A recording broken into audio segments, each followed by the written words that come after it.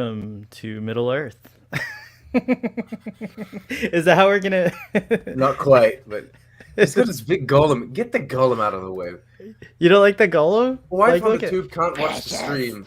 Wife on the tube cannot watch the stream if you got a golem sitting in the middle of the frame. All right, fine. She'll be traumatized. I have Gondor and I have the Argonath. I have Gondor and the Argonath somewhere, but I'm not sure. Do you not have like a giant Minas Tirith that you could put in the middle of something? I do. It's like I don't know if you can see it, but Minas Tirith is behind the Excelsior over here. It's kind of hard to see it. Okay. Like I'd have to pick. Well, up. it looks like a lump at the moment. It looks like a rock of some kind. That is what Minas Tirith looks like. It is. It's a pretty rock. It's like an embellished lump. It is an embellished lock. Sean, while I get my act together and send out the tweet, why don't you tell us about? The camera's not. Oh, you're right.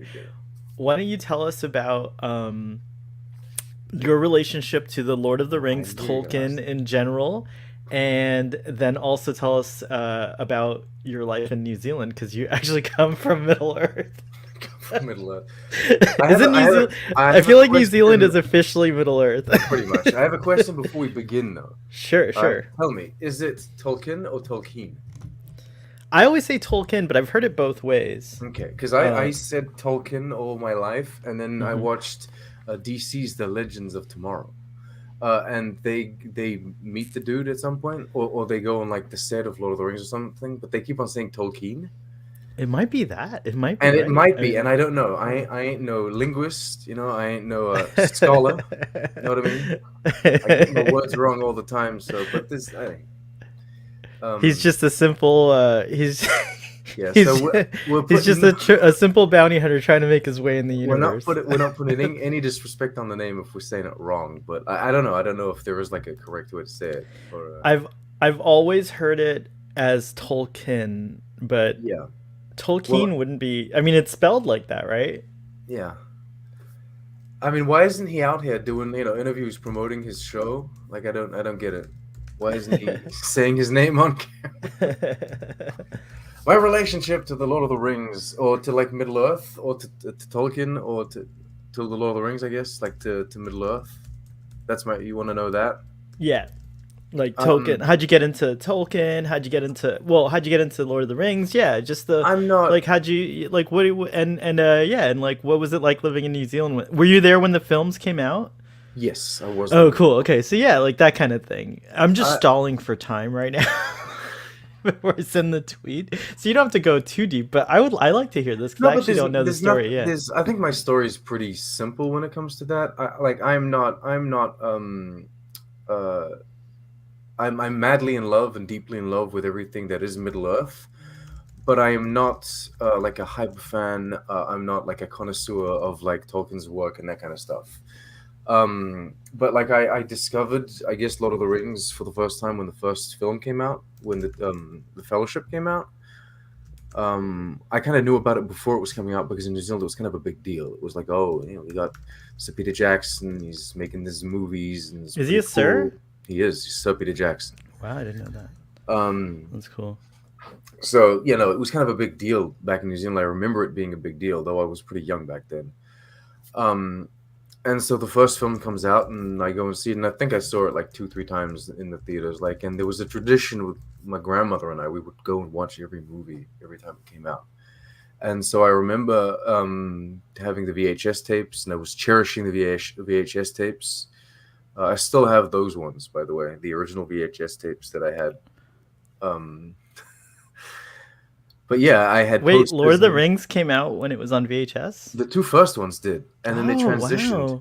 And it was actually fun because I then bought the DVDs because when the third one came out, but I had the first 2 VHSs, and I was like, I need me the third VHS somehow. So the only way I could get it, because they weren't selling it in stores anywhere, I had to go to like the equivalent of a Blockbuster, like the VHS rental places, and I bought them the secondhand one because they were transitioning to DVDs. So I was like, I'm going to buy that one so that I have all 3 VHSs. The DVDs were lost in time, I think, somewhere, but now I have like beautiful Blu-rays. I have like the Blu-ray kind of like collection things. Oh, right on. But yeah, so I fell in love with Lord of the Rings like that, just watching the movies.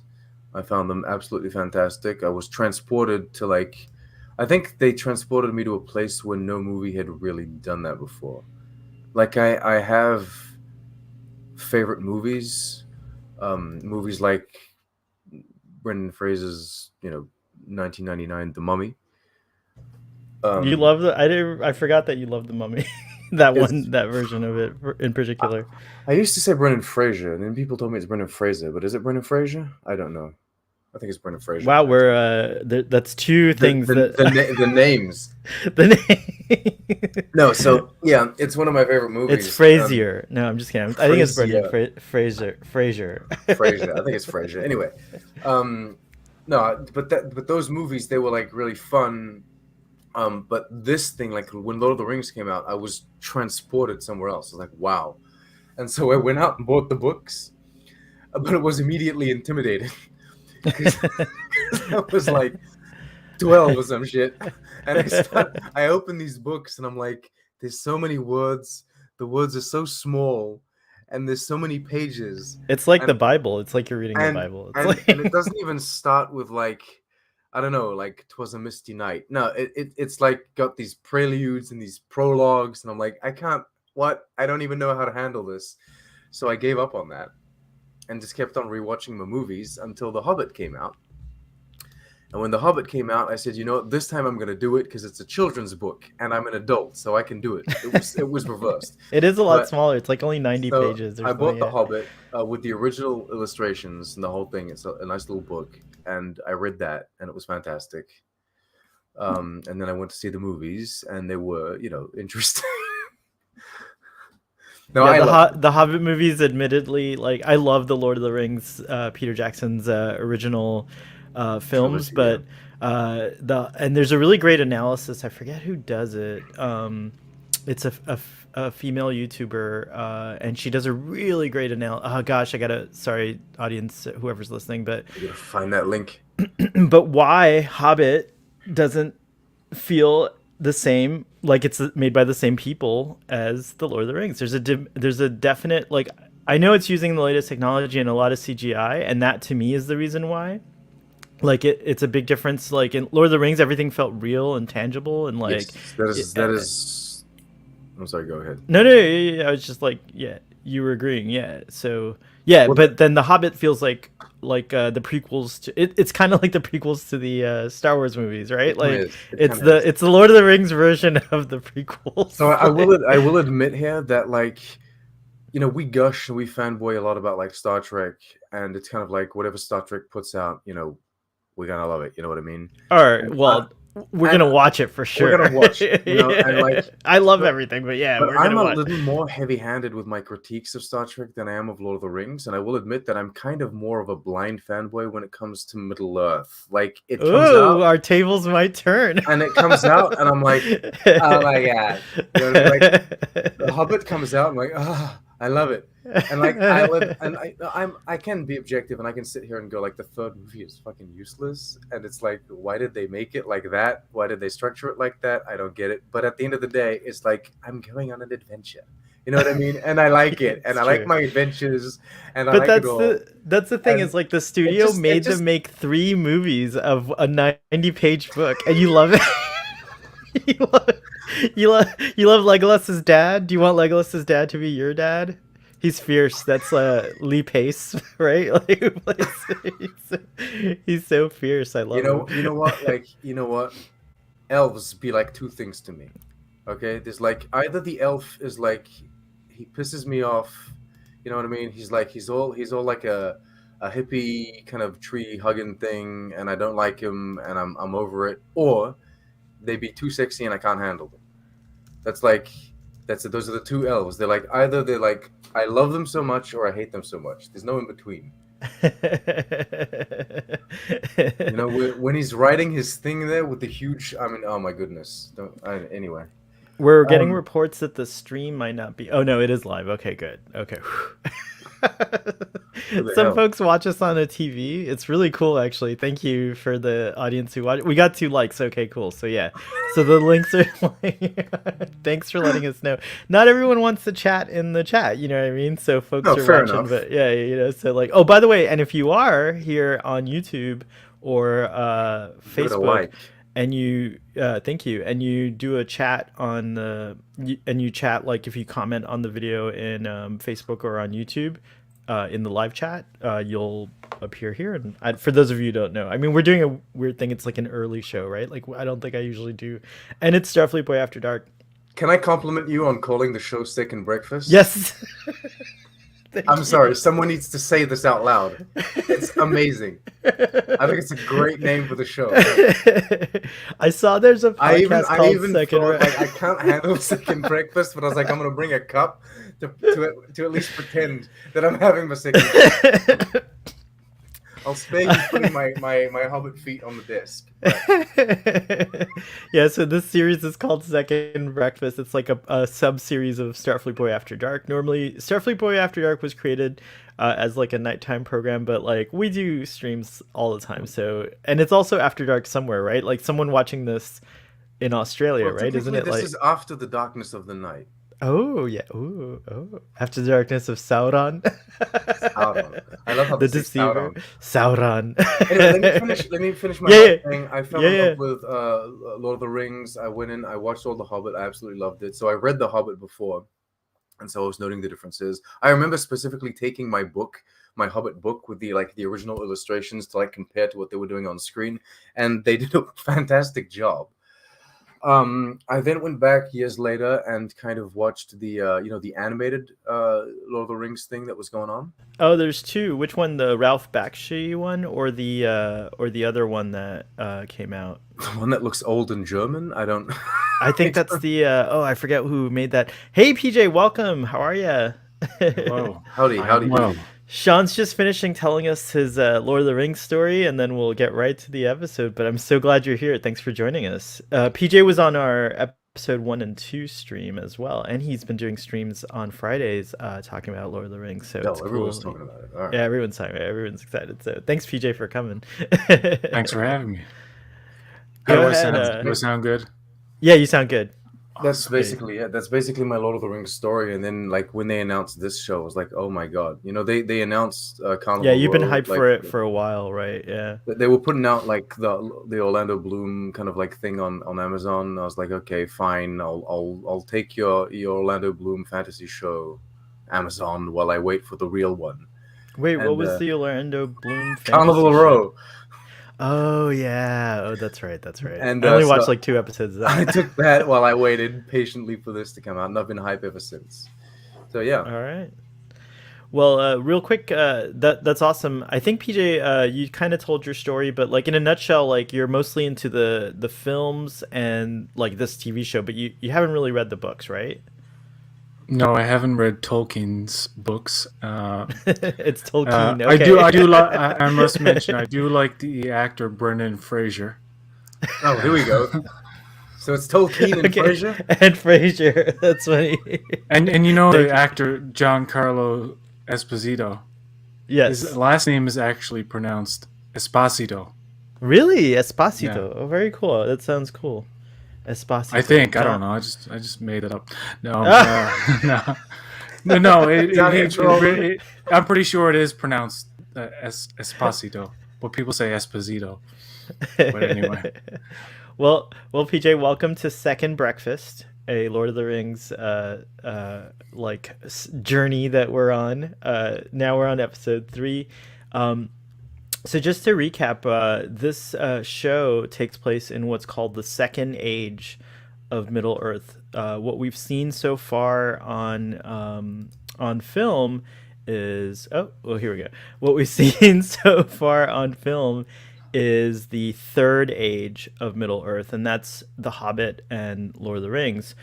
So this show is filling in what happens before that. Now, I've been refreshing a lot, but I do know a lot about the First Age and the Third Age because I've read the book called The Silmarillion. This show heavily kind of references the Silmarillion, but they're definitely doing their own thing. And the Second Age, there's a lot of like known things that are going to happen, and we'll probably see those things happen. But there's so much more that's unknown about this age. So it's a really good opportunity to kind of create a new show, but also that's very familiar. And so far in episode 1, we meet Galadriel and Elrond on the elf side, along with some other like really cool elves. PJ, you laughing at my pronunciation of Galadriel? That is actually the proper pronunciation. Galadriel. Everybody just says Galadriel. Galadriel.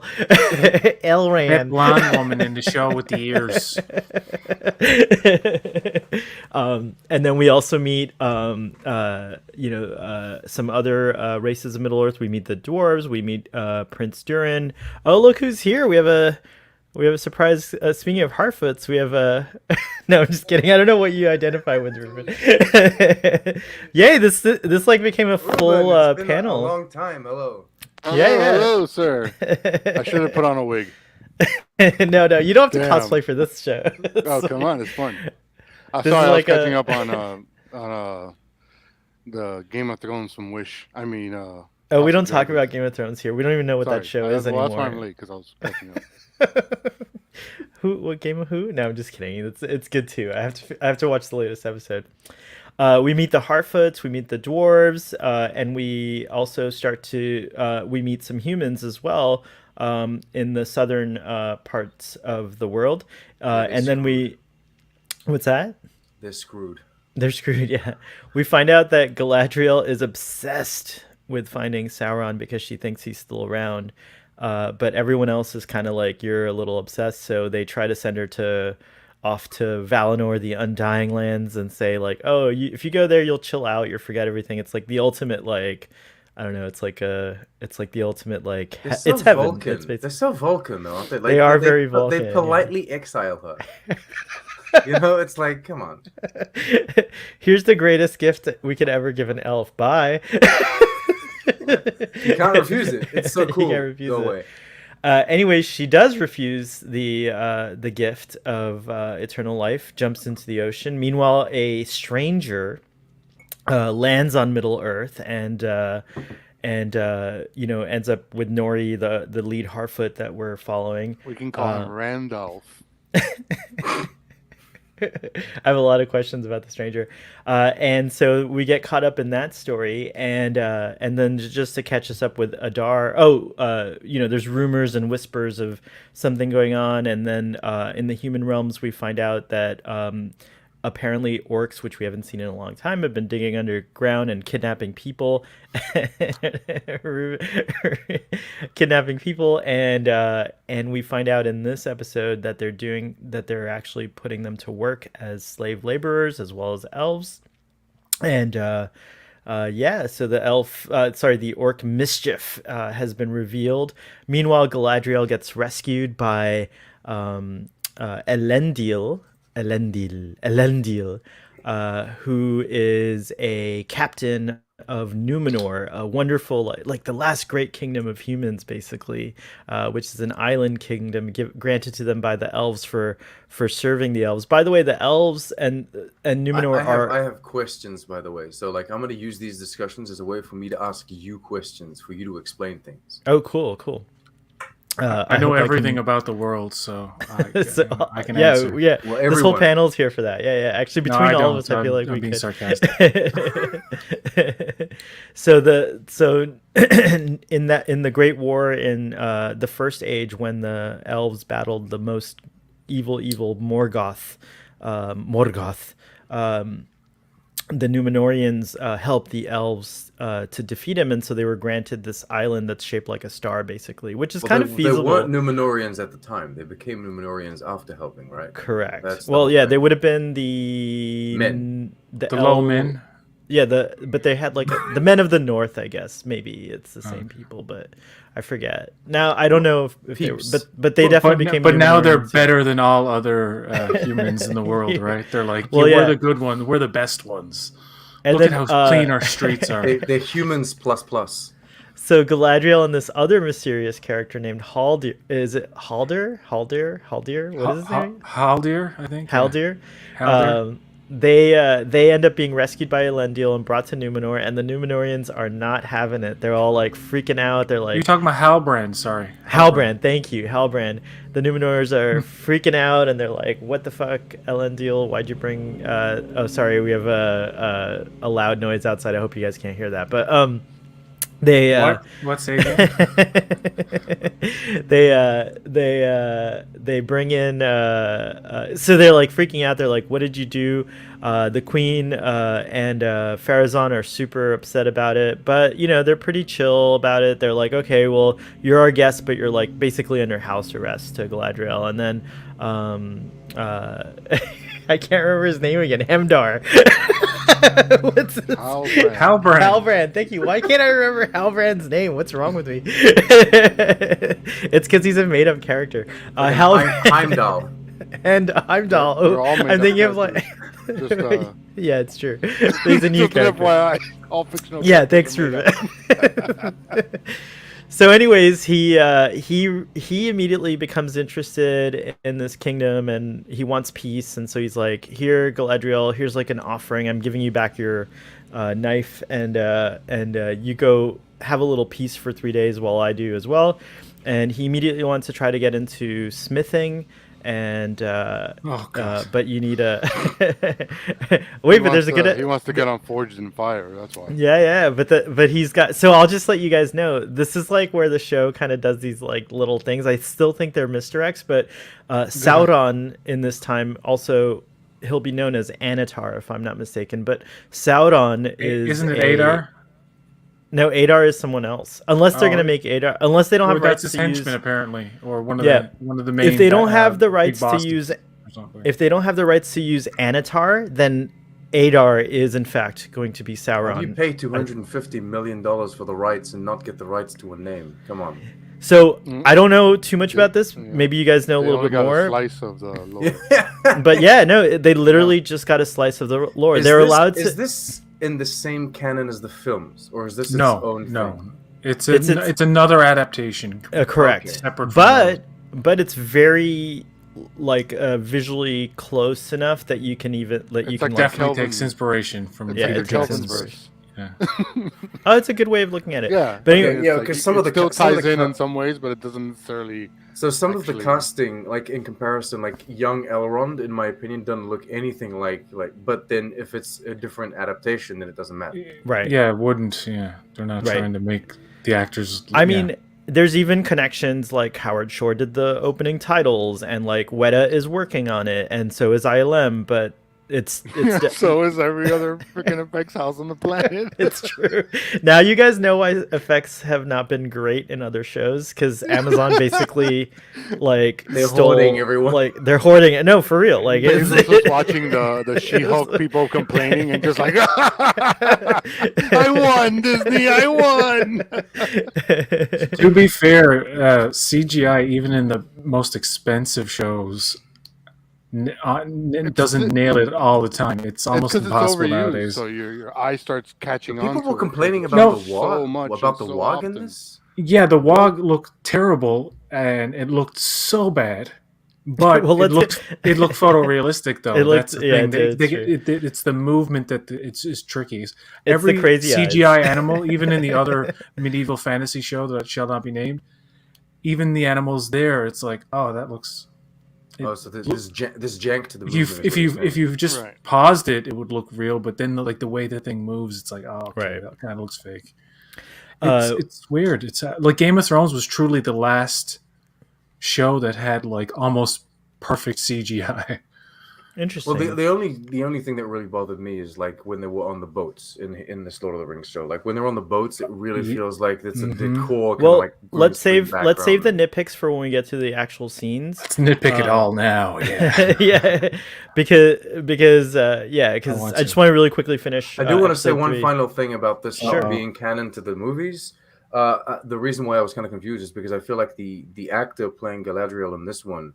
She's actually like kind of like I suppose like recreating or like she's taking inspiration from the films quite a lot.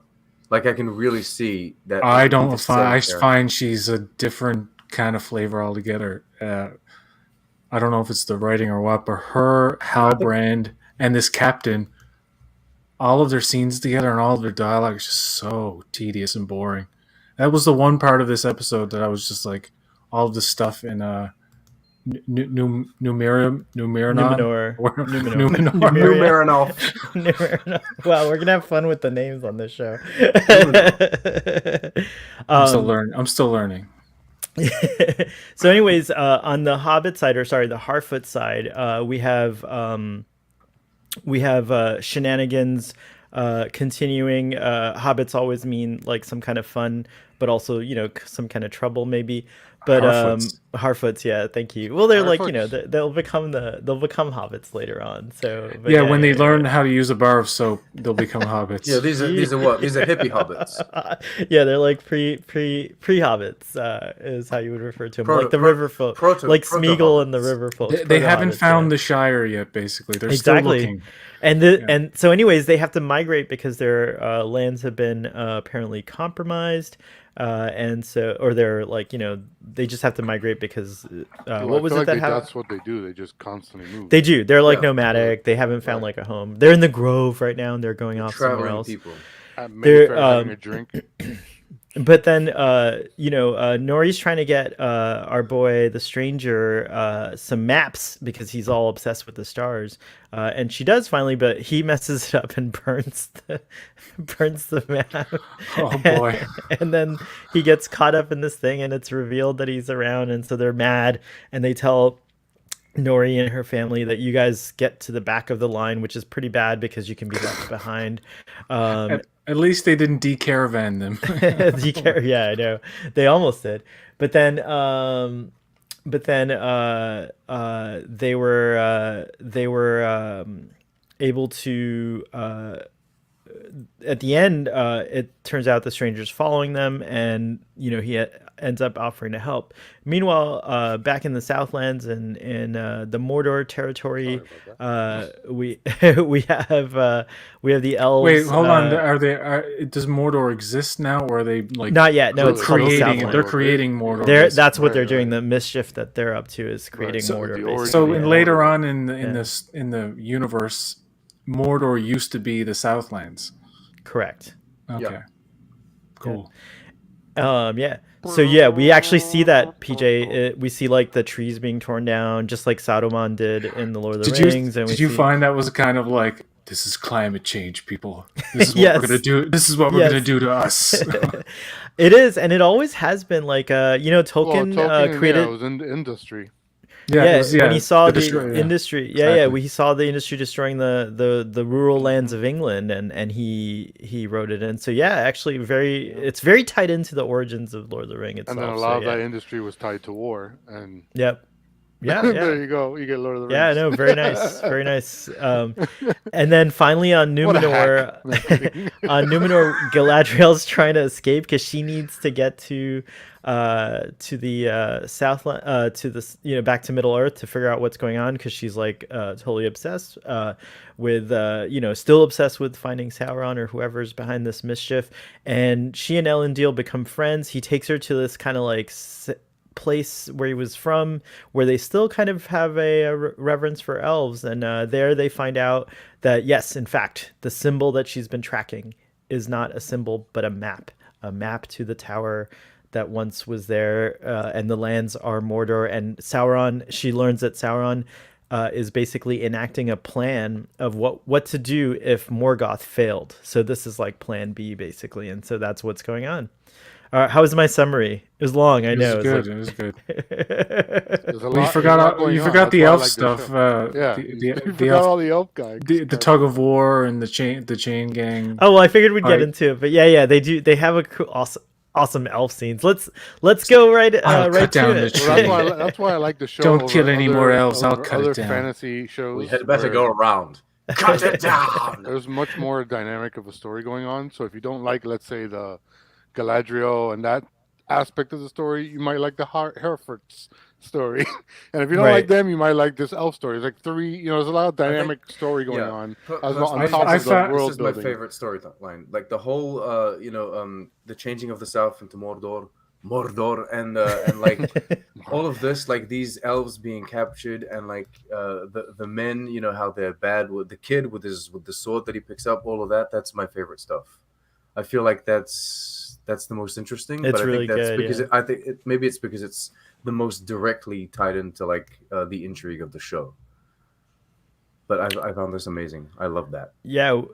So yeah, we open right away with like this like kind of scene where they're like basically put into this pit to like work, and we see now how the orcs. We actually see a lot of different orcs, which is so exciting for me. And they did a great job. What did you guys $500 think of like the million orcs? worth of orcs. I say Ruben's got like a bravo, price. Amazon, bravo. Ruben's putting a price tag. I love it. He's like, Oh no, looking at I love everything. it. And Man, he's don't like, get me wrong. Don't get No, me I wrong. know. What I love, no, this is what I love. I don't hate on them because at least you see the money. You Yeah, can see where everything's gone into. Like It's everything all looks about amazing. money. Because if you spend that much money and I'm seeing like indoor scenes of like tight close-ups and you can't see it, I'm like, where did you spend $500 million? Right. But right. this show is like, holy cow! You only spent $500 million. This show looks like It's has more like than that. endless research. Well, it's a $1 $500 billion. for- Yeah, it's it's 500 like, for the production, 250 for the license. yeah. Who knows how much for the marketing? So Yeah. yeah, you're at $1 Oh, because billion. I thought they were talking about like $1 billion show. So I thought it was Yeah, like seven. I all thought it was included, 750. all 750 included, for yeah, the production. yeah. yeah. I think the actual production was like 460 something. You know what the big difference is, and wife noted this, is like in a lot of shows, a lot of the sets and stuff, they do a lot of CG work, whereas this, most of everything that you're seeing it's built. It's crazy. Mm. It's crazy. It's It's built like- and enhanced with CG because they are Yeah. doing touch-ups with the CG, which is Well, great. yeah, fair That's enough. You yeah, can't you build know, fucking Numenor. yeah, But, yeah, like- to make it just like, and those city shots, like I swear to God, it looks like they just filmed like real cities somewhere. They look like this, like those landscape shots, like they look so insane sometimes. So I'm just like, that looks like they just filmed like a section of Greece and then CG added the like medieval fantasy parts to it. There's something- Why are you taking us to the boat? I wanted to talk about the tree cutters. All right, we'll go back to the tree But cut. so I have a question since there's like basically what 4 storylines going on at the same time effectively. What's everybody's favorite storyline basically? What's the one you- Sean already said Galadriel for me. The whole Galadriel elf. for you, Yeah. PJ? Galadriel is my least favorite. Okay. But Not I the like. question, but acceptable. But answer. my favorite my favorite character and storyline is Nori and the Harfoots. And She's cool. Yeah, Nori's You cool. know. yeah. I like Sean. I like Poppy too. Poppy, she's Hardfellow, Longfellow, whatever. Oh, Her family Nori, died. She has a Brandy- tragic backstory. Yeah. Brandyfoot, Brandyfoot. Yeah. Brandyfoot, and Poppy something fellow. Yeah. I'm still learning. Harfoots. You know, This is one mine. thing I want to Harfoots. mention. What's yours, Ruben? When I was doing the screenshots, real quick, when I was doing screenshots, you know how it forces you to kind of like hover over the picture? There's so much supplemental material, by the way. Like, you could, after watching this series, you can spend hours just like looking at they have links to the books, they have little tidbits that pop up and tell you like all kinds of facts and stuff. So it's a pretty cool experience that what Amazon. Oh my god, they do does. too. General trivia pops up like the central Yeah. wharf of Numenor's capital city is towered over by a statue of Elendriel the Crazy. Mariner. Elendil. So yeah, what about your favorite, Ruben? What's your favorite story? I'm honestly a little bit in love with the show right now. So little. I kind of like everything because it all feels like D&D to me. Nice. And that's really my connection with Lord of the Rings in the first place. Is Lord of the Rings, everything came to me through D&D, so it all feels like a cool. grand D&D campaign where there's 4 different groups playing, and each group has a different style. You got your Harfoot people who just want to be more our peers and have fun, Then you got the Galadriel who want the epic, like She's on a quest. I'm the It's a king quest, of this, yeah. right? It's Yeah, a it's a long quest. epic quest, like Right. classic Lord of the Rings. You have all these stories, and then you have the elf who's more like the hardcore, like, bro, I want to be like post-apocalyptic almost, because he's digging through like a trench and like it's just dirty and whatever. Like it's great. I just love the show. I think And the my humans, yeah. favorite.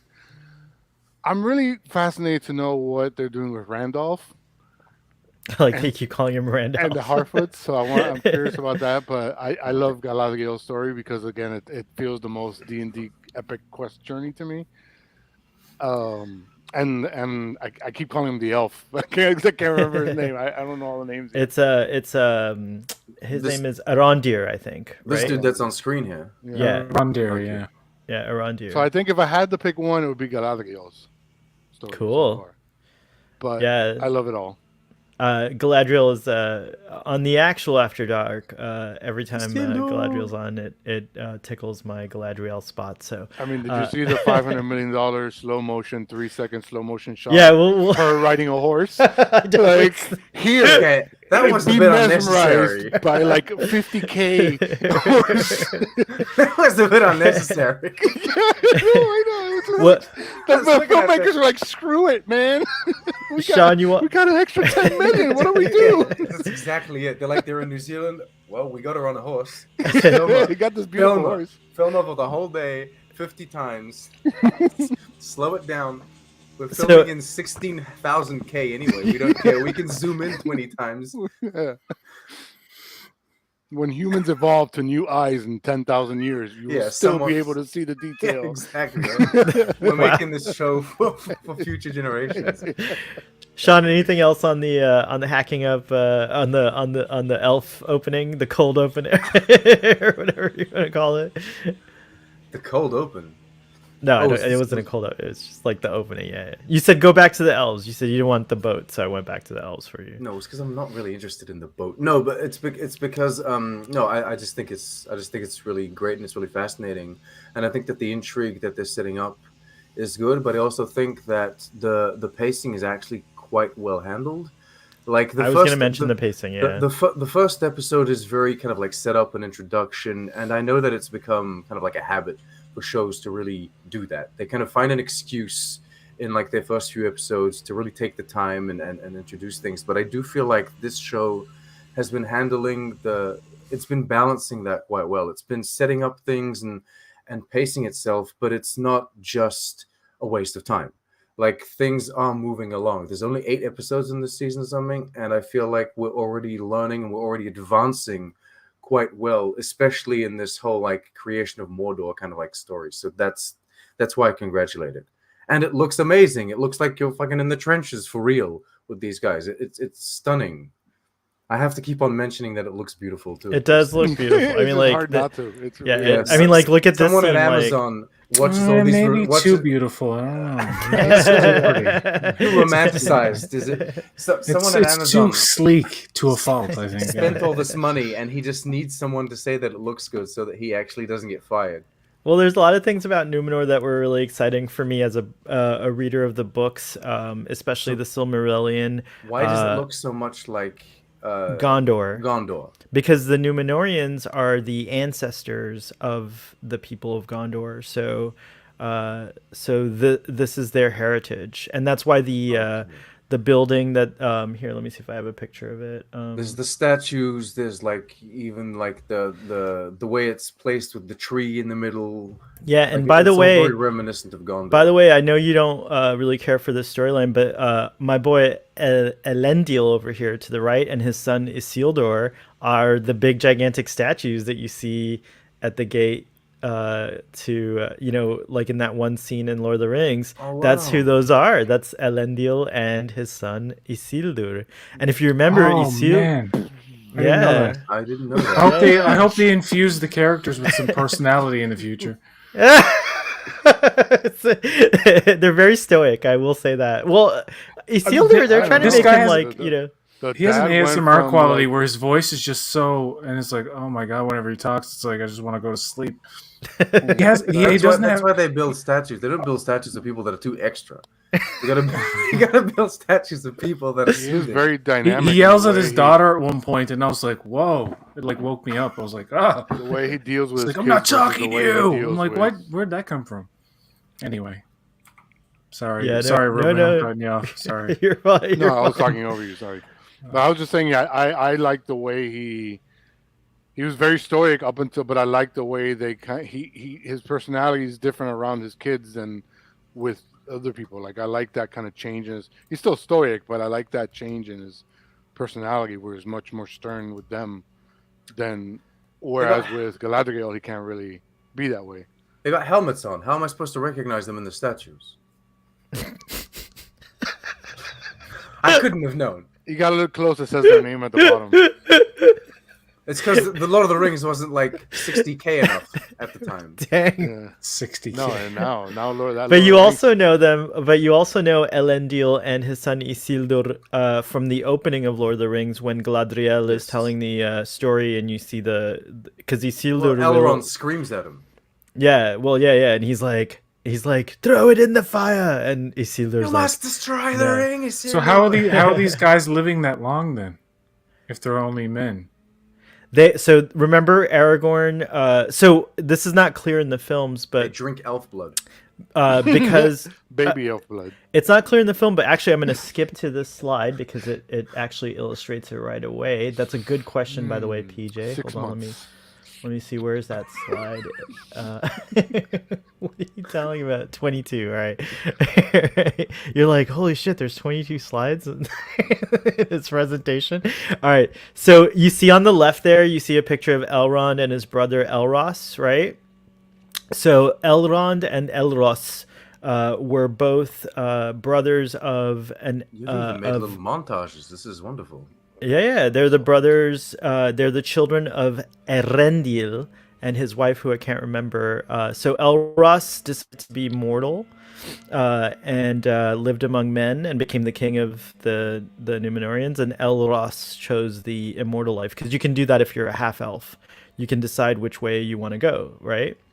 And that's why Liv Tyler has the choice as well. She can decide to be mortal or an elf because of Elrond's family lineage. So yeah, that's. Did that answer the question? Peace. I'm going to heaven. I'm going to. I don't feel like that answered this question.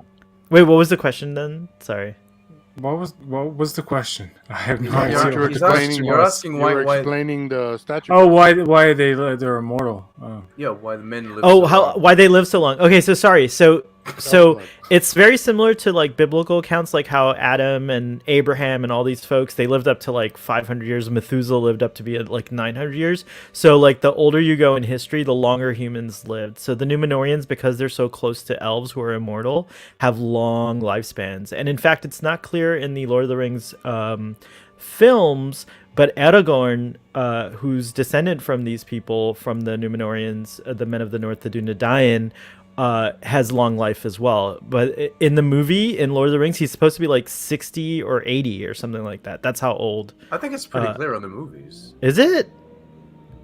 Aragorn looks like a 25-year-old or 30-year-old, or maybe 40-year-old. Yeah, No, but like, you know that he's like 60 or something in the movies. okay, I didn't realize that. I thought in the movies they kind of I left haven't it read vague. the book and I know this, but like, Well, there was a lot of like, there's so much information that comes out, right? Like, so who knows? I think it's because at one point someone tells Galadriel that not Galadriel. What's her name? Friggin' Liv Tyler there. So someone tells her like he's gonna live a long time, but not as long as Oh, you. you're right. That's They right. talk That about does the happen. fact I that think. Yeah. he will age, but Yeah. Can you go back to the other slide in the library? Oh yeah, sure. We'll go back That to was there. in the lore. That was my favorite moment. I love me these orcs though. They look so good. Not the dialogue or anything, just the visual of this lower library was so just. It was almost erotic to me. I was like, oh my god, I want to be there. It's very Library of Alexandria, right? Like it Oh has my that God, like it's so kind of cool. cool. Yeah. Who knows it's cool. what spells are in there? In Or there. what sort of craziness is in there? I had just watched the related media video, Ruben, where they talk about scrolls. I don't know if you've seen it, but they did a best of the worst, and there's this movie where everything is always about scrolls, and I had just watched that, and then I was watching this episode, and then there's this scrolls in this library. I'm like, okay, that's a nice coincidence. I like a discount Billy Connolly there. You know what I'm talking about? Yeah, so that's Pharazôn. And Pharazôn's supposed to partner up with, or at least someone named Al Pharazôn is supposed to partner up with Sauron later. So I'm not sure if he's gonna end up being a baddie. And then the queen is Queen Miriel, I think. And, Muriel. Miriel. And I don't know what it is about these Numenorians, but they're just creepy. They're like void of personality, and they're just kind of just like they're doing their almost best like elf zombies. impression. Well, they're kind of like elfish, very elven in their they're kind trying of to be stuck elves. upness. Yeah, But I do dislike the whole all of this. But I do see it is necessary to move the story along. I mean, yet she finds out like, oh, the Southlands are in trouble. We got to go. I'm looking forward to like the confrontation at the end of the season, because I know a lot of these characters have to meet up, right? We can't just go through this season and it'd be like until next time, and like we have to wait a year. Like they have to give us something, like a team up of some sort. Or at worst, they all meet up like in the final 5 minutes, and then you're like, okay, we're here together now. That's not what I want. To be continued, season 2. What episode are we on? We're in 3. Yeah, and it's 6 or 8. 8 episodes. 8. Yeah. Episodes, so ideally, I think they at least a couple of them should meet by episode 6. When do you think we'll meet Sauron? If it's not Adar. Isn't it pronounced Sauron? They pronounce it Sauron. Or I like how the main Weta guy says it's Soren. He always said Soren on the Soren. That guy Soren, Soren. I always loved that. So what do you guys think of this scene where Galadriel kind of announces who she is in front of the queen here, and this whole like thing with Halbrand stepping in and like kind of doing his con man thing? Oh, wow. This is not the most interesting of scene. Like it's kind of like, I would say, like classic fantasy kind of scenes. It's nothing special, nothing. I understand, like you guys were saying, it's kind of necessary for the plot to move along, but it's just like one of the things in the episode. It wasn't like something stand out to me. Right. The comedy, the attempted comedy didn't land for me. So sorry. Go ahead. What, the beer scene? Just him, like with her being, all proud, and then he's like, I'm just a simple guy, and his whole storyline. I'm sorry, I don't like when this guy's on screen at all. In the bar with the guys, and he steals the pin so he could do what the blacksmithing. Mm-hmm. Like, who's gonna buy that? If he goes back to the guy with the pin, he's like, you must have stole that. What are you doing? It's or he'll go to another. He'll go to another smith. Like this is a huge city. Okay, so like, true. But like that's what I would do if I were a con person. But yeah, what about you, Ruben? What about this scene? How'd you like this scene?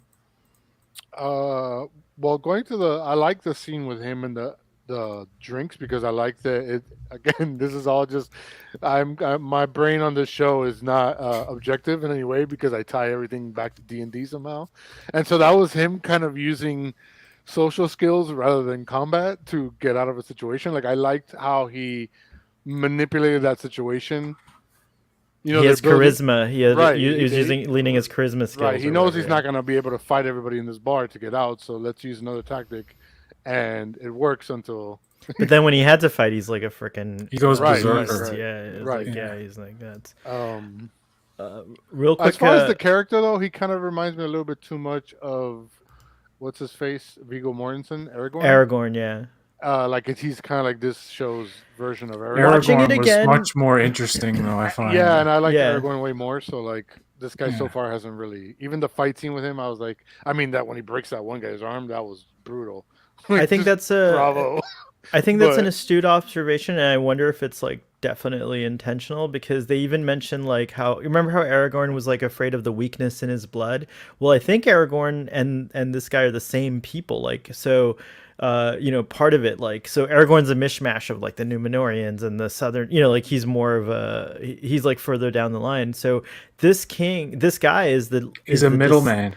Yeah. Halbrand, his people fought. So like, that's interesting because Numenorians fought with the elves, and they've kind of rejected the elves here and they don't like them anymore. But his people fought against the elves with Morgoth, and now here he is with Galadriel, and interestingly enough, she's like trying to redeem him. She's like, you have an opportunity to redeem your people. So I like that aspect of it, but it's 100% very much like Aragorn. Who is Aragorn the king of?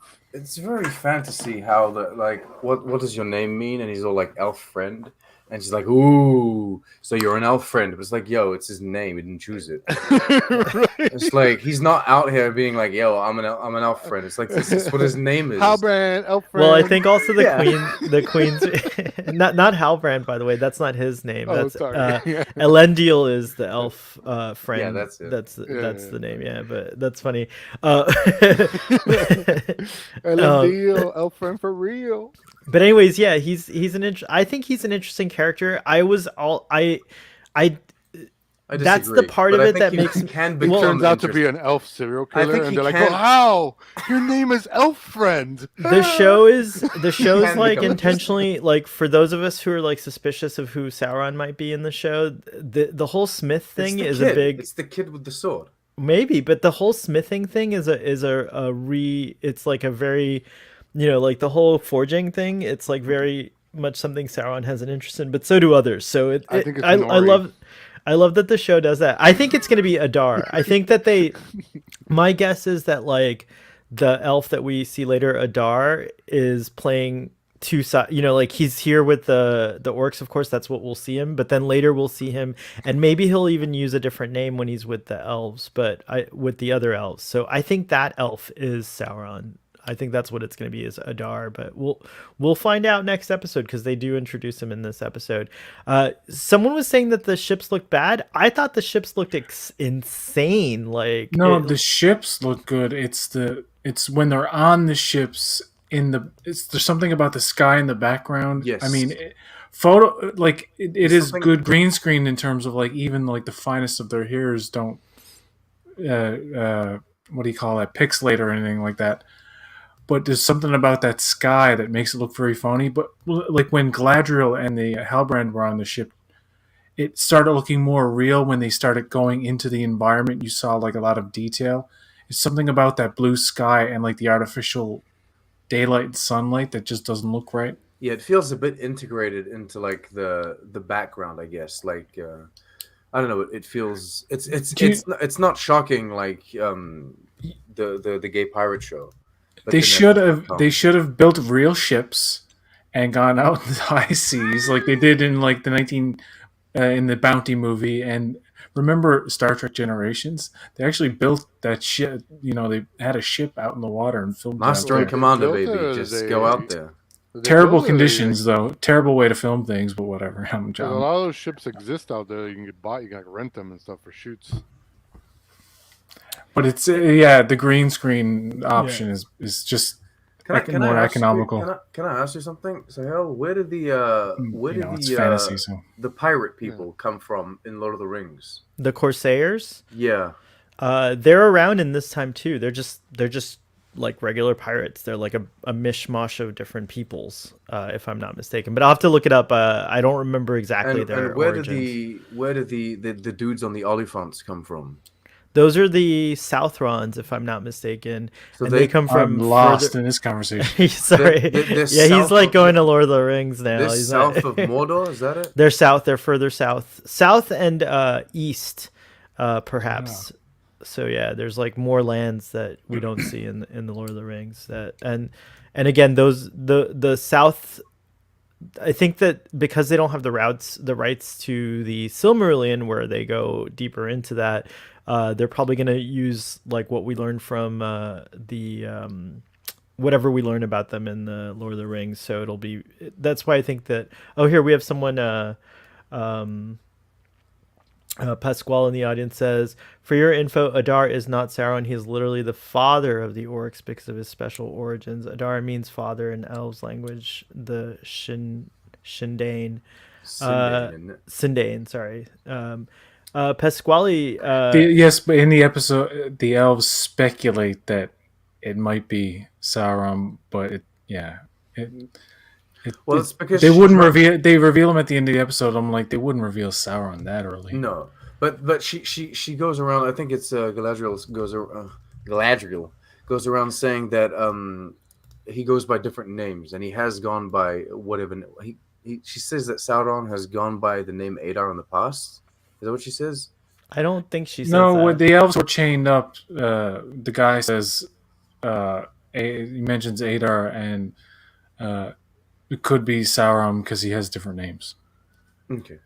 All right. But it's just, I think that's like a ploy to get the audience to think, because that tease at the end was like, I'm sure for some people it was like, is that, like, they were confident, like, that's 100% Sauron then, because the guy said it might be him under a different name, and it's like, I think he's definitely a big player though. Like, he should be. I want him to be like an intimidating force at the very least. I don't know that Pasquale says he's not Sauron, but I think the door's still open. Well, that's for him what to we be, determined that he's not. It would be stupid to reveal it that early, wouldn't it? Or if they did a switcheroo and said, this is Sauron, but not really. By episode 6, we tricked you. But then also, you don't want to be in a position where, like, we're not going to see him this season. Is it Spock on the shuttle? Oh no. Is it Spock on the shuttle again? Oh no. Like, you don't want to be in that position. You know what I mean? They know that they've got a roadmap for their 5 seasons. They know they're doing 5 seasons. They know how many episodes they're doing. I'm assuming they're leaving some room for change, depending on, like, if a character really catches on and people love him or love her or whatever. So I'm assuming there's that. But I think most of what they've, most of the story they're going to tell is written down, or at least it's going to turn into a Mephisto thing, where it's like, is this guy Mephisto? Is that guy? Or I think we're not going to see him until like the second or third season. I think they're probably going to end the second season with a reveal at the end or something. But I think there are other forces that they have to deal with besides him directly. Yeah, but there's no point in, he's like, the end game. Yeah, I don't know. I wouldn't hesitate too long before, like, revealing the dude, because, like, we know he's the villain of the show, right? Well, yeah, I mean, he's it's called the Rings of Power, so it's going to be telling at least the story of how the. But I think they're setting up Adar as, like, the guy we deal with currently for the rest of this season. He's the pale orc of he's the mini of boss. the show. They're always going to have mini bosses until we get to the big boss at the end. That's what I think they're doing. But I could be wrong. They could have, like, Sauron show up in the last 2 episodes, like, look at me, I'm that guy. That's a pretty tree, though, isn't it? Pasquale says, I will not spoil anything, but one of the things we can see in this episode 3 is he has elf's ear, and the color of his hair black is very important also. Okay, don't spoil anything. I guess you've seen a little bit ahead, or you know something that we don't. But I will just say that just a reminder that Sauron can shapeshift and come in the form of anyone. So that's he's a half elf. Remember they said earlier, when an elf and a human mate, weird shit happens. Galadriel is Sauron. And then we're getting the idea that the kid might be a half elf because they always cover right. the ears. Exactly. Right. And now Pasquale here is saying he has elf ears but black hair. Well, just to be clear about the black hair, all of that's thrown out in this show. Like the show doesn't pay attention to the traditional kind of like, or like the uniformity of, like, there are black haired elves basically. It might end like the Bob Newhart show, and, like, Sauron wakes up from a dream and it was all Sauron's dream. And Sauron's really just like a baker, and he's just like, whoa, that was weird. Time to make the donuts. Credits roll. Is this tree time to make the sourdough grown from the two trees in the beginning then? Correct. I believe it's a sapling or a descendant somehow of that tree, or I forget what the story of the tree exactly is, but the tree that you see in Gondor comes from this tree as well. I assume so. So yeah. But I remember I think it is related to the 2 trees though in some way. I forget the exact lore behind that, but I'll have to look it up. Is it true that when Galadriel was young and her brother was alive, that the sun didn't exist and the trees lit the world? Yeah, exactly. What's that about? That's not scientific at all. So yeah, the elves were so the elves were born on Middle Earth, and it was Nirth. And then they went to this place that was created for them called Valinor. And on Valinor, there was it's like in another realm, basically. So, yeah, it works a little bit differently. But from the trees was born the moon and the sun, so it affects Middle Earth as well somehow. I forget how. #science. It's been a long time since I read that Silmarillion, so these are little. It's almost fantastical. It is almost fantastical. It is fantastical, rather. Here we are in the Southlands, and this is like Sean's been dying to get back to this story here, and we get the nice little reminder that orcs are in fact Vampires. yeah, like basically, yeah, the sun will hurt them, and now you know why Sauron was always creating like thunderclouds everywhere whenever there was war. It was to protect his orcs.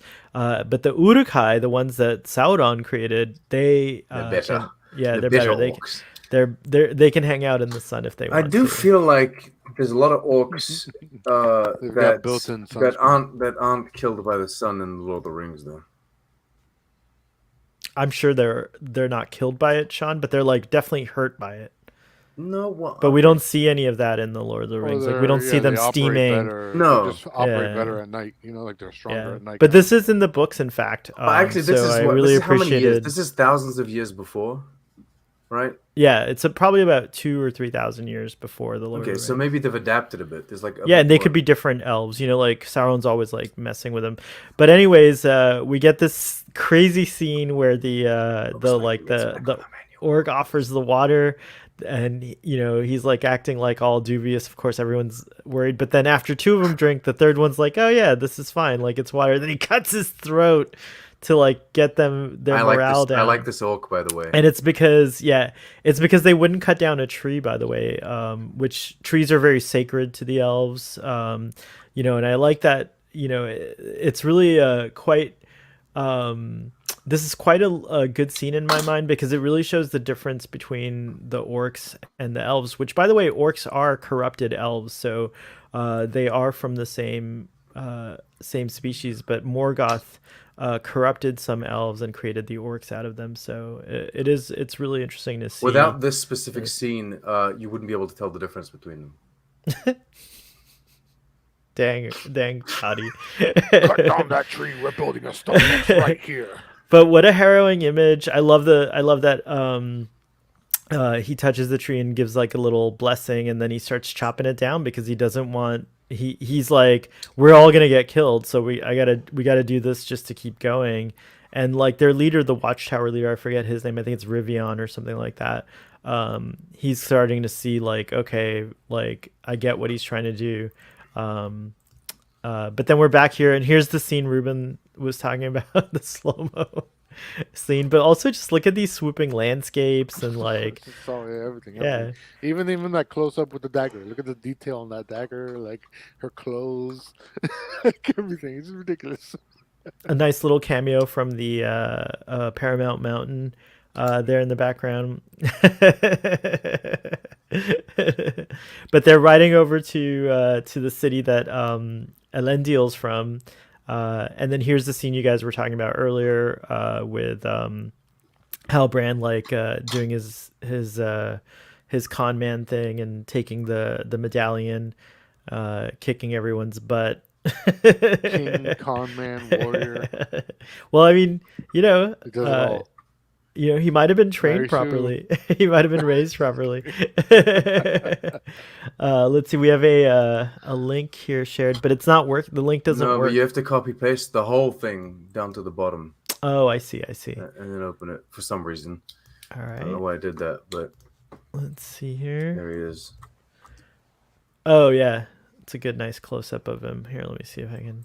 That must be a promotional picture. Yeah, it's like different from like it's not a shot that we've seen. Let me see if I can pull this up here. The orcs are really great in this series. The makeup is fantastic. The makeup is like really good. Yeah. Here you go. Sean, I'm coming for ya. Oh, don't brush me teeth. I would totally love to play an orc's voice. I don't think I could do like the it's very over the top. Yeah, that's it. That's what it is. And then you know, we already went over this scene as well. But other than that, there's like a constant gargling going on when they talk too. Yeah. Oh, I just hurt my throat. Wow. That was not fun. But yeah, I love this. I kind of wish that they sold this like leather desk with the with the map of Middle Earth on it. It's pretty awesome. I would definitely like. I have like a leather thing on my desk to protect it. It's a good thing they don't sell everything. You just buy it all. I would. I am obsessed with some of the. I wish they sold her hand on top of a map like that, on top of the paper. Just her severed. They gotta get their money back somehow. Yeah. Sell it all. Sell everything. Watch, and now that Amazon's hearing this whole conversation, we're gonna start getting ads. Oh, they're watching all the big Lord of the Rings YouTubers. Bezos watches all. Bezos, Jeff Bezos, are you having second breakfast with us? That would be awesome. Let us know in the chat. Also, this video got a lot. Screens on everywhere. He's just watching every stream at once. Also, this video got a lot of likes. Thank you for everyone who liked it. 10 likes. So yeah, maybe Jeff Bezos will actually see it. Who knows? So that's pretty cool. But anyways, here we go finally to the Harfoots, and they're doing their little. If you say something bad, he'll just buy your channel and then kill it.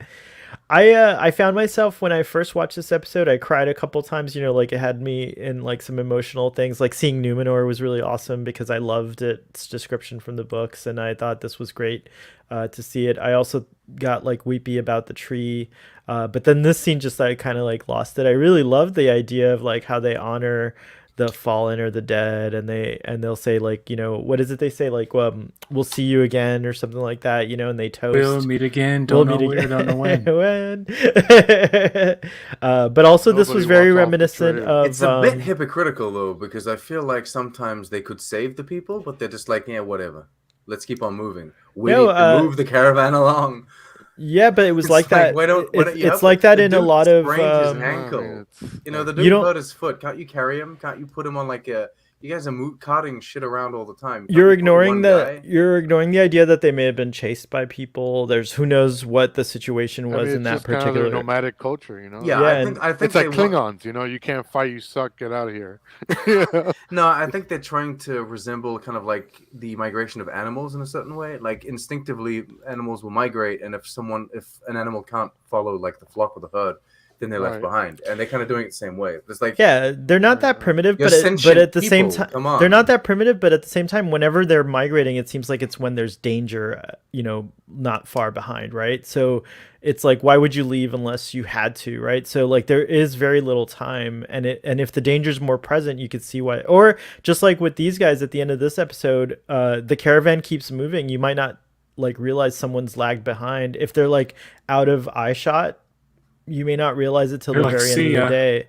Yeah, exactly. So it is they don't do a head count. They're just like, we're off. Yeah. But it makes sense. Like a drive through on the way, and they're like, nobody stop. I don't know that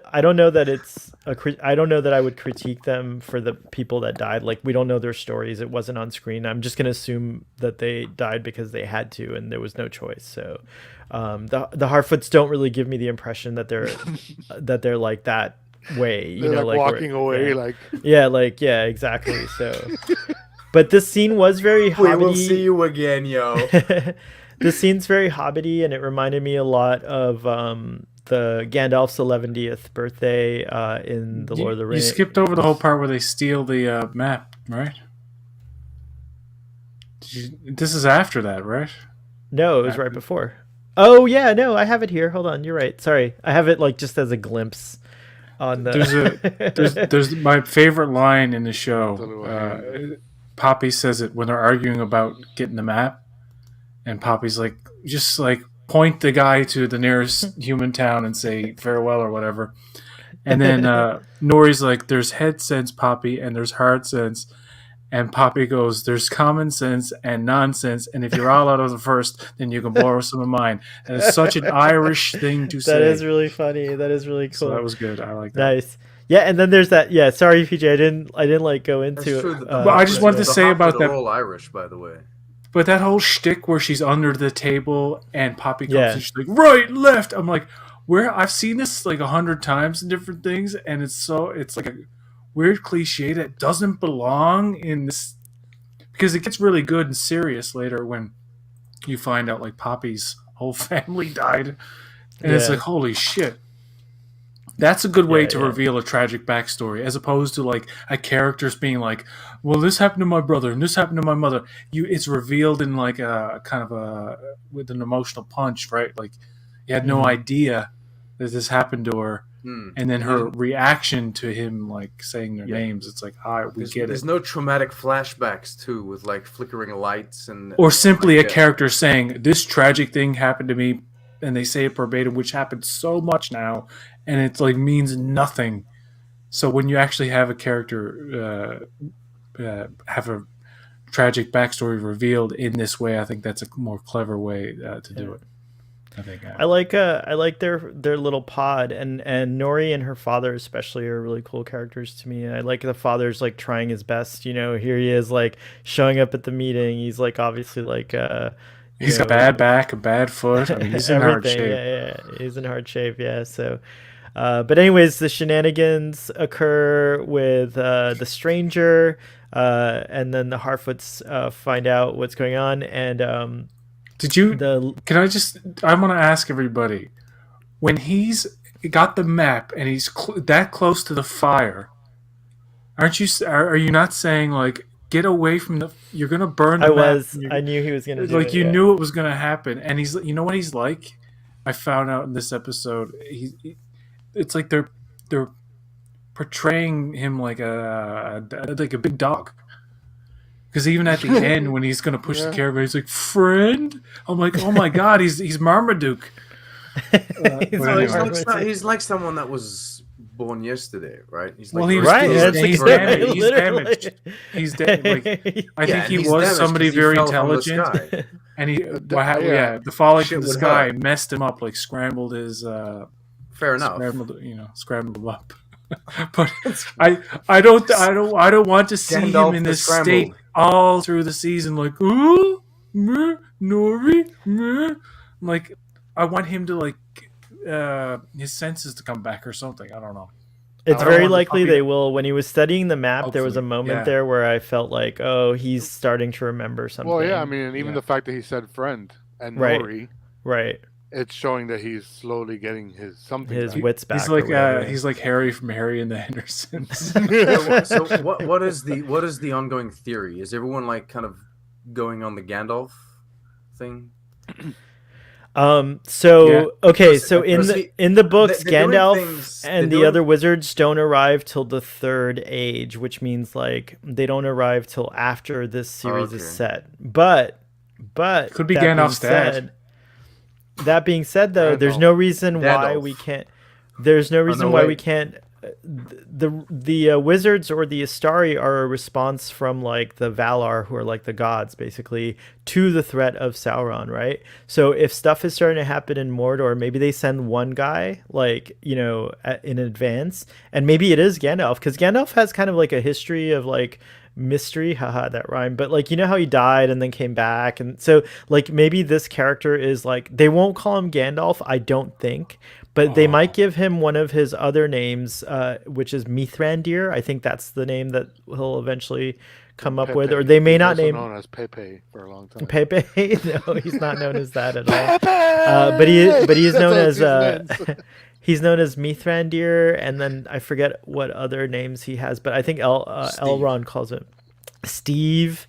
The other theory is that this might be a Balrog or Sauron. I'm pretty sure it's not a Balrog. I think Balrog's... The Balrog is the big horn demon thing, right? Yeah, Gandalf exactly. says, "You shall not pass." Right. Now, we will see one of them in this show. In what context, we don't know yet. But you know what I think is going to happen? You're not going to hear his name. It's not going to be revealed that he's Gandalf. It's going to be like he fights the Balrog to save Nori and the Harfoots, and he says, "Fly, you fools!" And we're like, "That's Gandalf!" And by the way, my favorite of the other names of Gandalf is Olorin, which I think is his elven given name, if I'm not mistaken. I think Mithrandir. Friend and enter. He's already spoken friend. Yeah, it's true. So Olorin, and then I forget what he's what's known as a Maya or Maya. A Maya. And they're like They're like that's what Sauron is, by the way. Sauron's also my He's so gonna they're whip like off his coat and cast a spell and be like a fabulous drag queen at the end of the they're season, known as Sugar Butt Magic Fingers. Sugar butt Credits magic roll. fingers. Phantom The Menace pink. goes insane. We have yet to meet the witches in the show, right? There are witches in the show. I think there are going to be sorceresses. I'm not sure. Sorcer- Are there witches though? Was there some in the trailer? I Sorcerer. don't remember. Yeah, sorceresses. Yeah, there or are some witches. kind of like mystical, something. I forget. I can't short-haired, white-haired, kind of Hmm. like pale characters. So if this guy is not like Gandalf or Proto Gandalf, then they're at least trying to misdirect us, because he does the thing where he whispers to Right, the, he does a lot of very familiar things. Yeah, he I does, think like- it is personally. I think it's Gandalf. But I don't know that they're going to reveal. He's giving Wasn't the- Gandalf vibes. Wasn't Yeah, the first clue that like when he got emotional, things kind of got dark, like how in the Fellowship? Mhm. Yeah, like all the like that It's whole. like, I'm not uh, here to rob you. Yeah, exactly. Yeah, don't confuse me for a conjurer of cheap tricks, Bilbo Baggins, or Well, he whatever. has a special relationship with the hobbits too, Right, with the In Lord of Harfoots the and the Rings. Hobbits. Yeah, exactly. which they're now showing. Oh, he's starting The to form origin that. of probably. Yeah. He's cultivating that relationship. I Yeah. thought it'd be funny if he just picked up the wagon like on his back, what? and then start walking. I might be disappointed if it turns out that if it's not, because they've misled us, and I think that's cheap. I think they've given I us would be a like the little annoyed. clues and just said, Yeah, like it's like a lot of clues that point to Gandalf, right? So yeah, I and would if not. it turns I would out not not to be appreciate him, too that's much a yeah. cheap Spend trick. $1 billion and still be cheap. Dang. Can't pay the tolls. Couple more moments. Someone mentioned liking this scene earlier.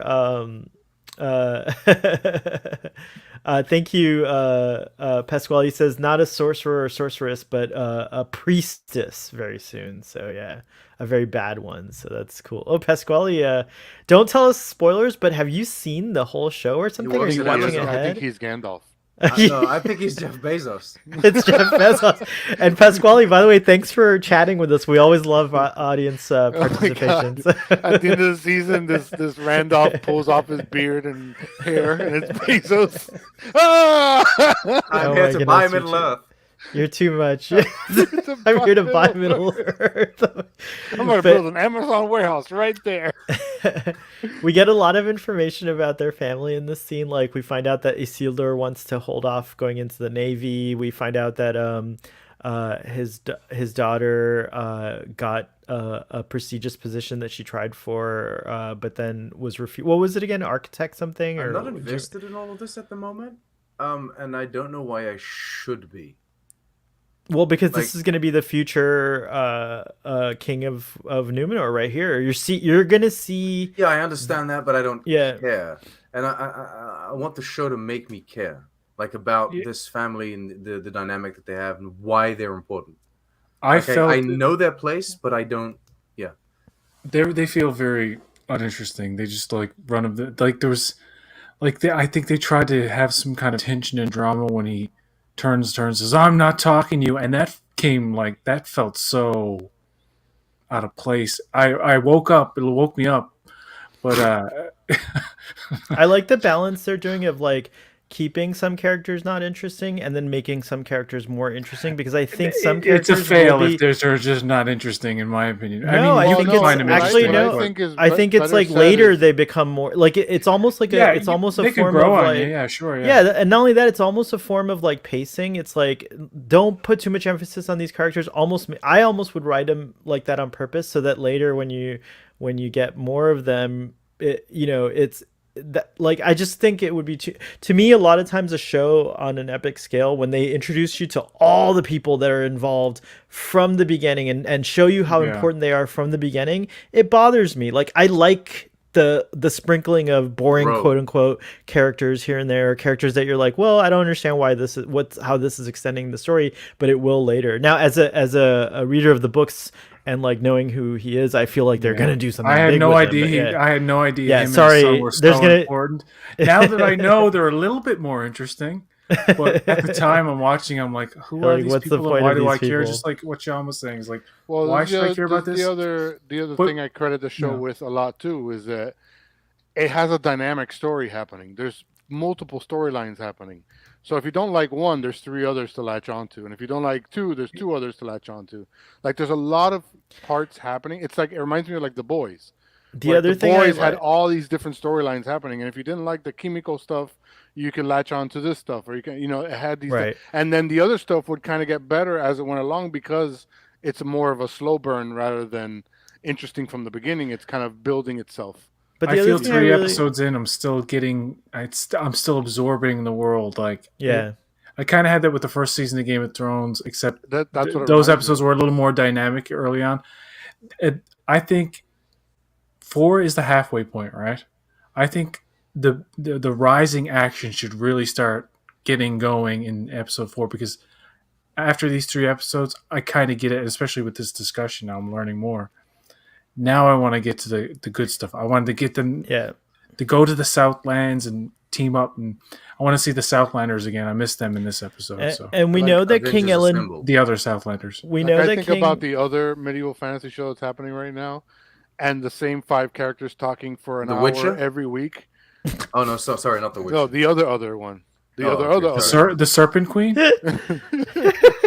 Are you talking about Game of Thrones, the House of the Dragon? Yeah. Hot D. Where it's the same 5 characters talking about the same 5 things for an hour every week. I want to recommend a medieval drama. It's not medieval fantasy. It's an actual medieval historical drama called The Serpent Queen.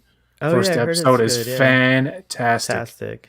One more thing about Isildur and about Elendil and Isildur. By the way, the daughter's a made-up character. She's brand new. She doesn't exist in the books at all. So they're violating Tolkien's lore. Oh my gosh! Everyone's rolling in their Tolkien's rolling in his crypt. But, Tolkien did. It's like the Roddenberry thing. Tolkien didn't want it. What do you know? What a dead man wants? Stop Tolkien's vision. That's funny. We should call it that. Tolkien's or Gene. What was his first name? Jay. What was the J? What was the J? Just like John. Homer J. Is it Jonathan? John. It's Jay. Jay. Jay. Shout out to our friend Jay who couldn't make it but wanted to, in the live audience. But anyways, one of the things that I really loved about these 2 characters is that, like, if we just stick to the movies, you get this impression of like Isildur and Elendil like doing this noble battle. They defeat Sauron, and then something goes wrong with Isildur. The power of the ring taps into something dark in him or deep in him that makes him like kind of turn on his oaths. So I think we might see some of that here, and we already get a little hint of it with the tension. Here's Elendil is like kind of at odds with his son, but then he finds out at the end of this scene that like his son is actually helping the family. He encouraged the sister to reapply to that thing, and then she got it, and that's never happened in the history of that program or whatever they were talking about. So I might have asked you this before, but when are the rings going to be created? Do you know? It's good. I think we're gonna. So Celebrimbor, who we met like in the first 2 episodes, and is the guy who's gonna make the Elven ring. So I think he needs that tower built by spring, apparently, right? Like you got a deadline, pal. Yeah. So I don't know where we're at right now. I guess dwarves on board. He's gonna build that Amazon tower. Yeah, that's the Amazon tower. But anyways, I think at some point, I think by the end of the season, we're gonna get to see the beginning of the forging of the rings, if not the forging of the Elven rings. At least one of the Elven rings might be forged, because the show is called Rings of Power, right? So at least in the first season we should. And I understand they have a 50 episode commitment, so if they're doing 8 episodes a season, that's like how many episodes is that? They've ordered 50 episodes, if I'm not 46. mistaken. Is that? Am I bad at math? Or 8 episodes a season would be 6 seasons plus 2 episodes. Dang, look at that. So yeah, you could have the last season be a full. But they said it was a 5-season run, though. Maybe they do 2 seasons with 10 episodes. Yeah, maybe. The finale is going to be big. Big. How many rings are there? 3 for the elves. Yes, so it's 3 for the elves, 9 for the men, and how many? 7 for the dwarves. Yep, and 1 for him. So there'll be 40 episodes when it's all said and done, right? 40 or 50 is what I heard. I heard 50 episodes. Oh, yeah, they may increase the episode count in later seasons as we go along. Yeah, so we're in for at least 5 to 6 seasons. So I don't know that we'll get the rings forged in season 1 fully, or maybe it'll be something that happens throughout. Well, I would imagine by the end of season 1, the forge itself, the tower or whatever is built, is going to be built. Yeah, right? Yeah, they might like that. Might be the way. Construction, kind of like a Death Star, Return of the Jedi style, Right, exactly. So what do you guys think of the music? Love it, especially in this episode. I love the Numenor. The music in the third themes and episode, stuff like that. Yeah. okay, so just for clarity, I think the third episode is the best.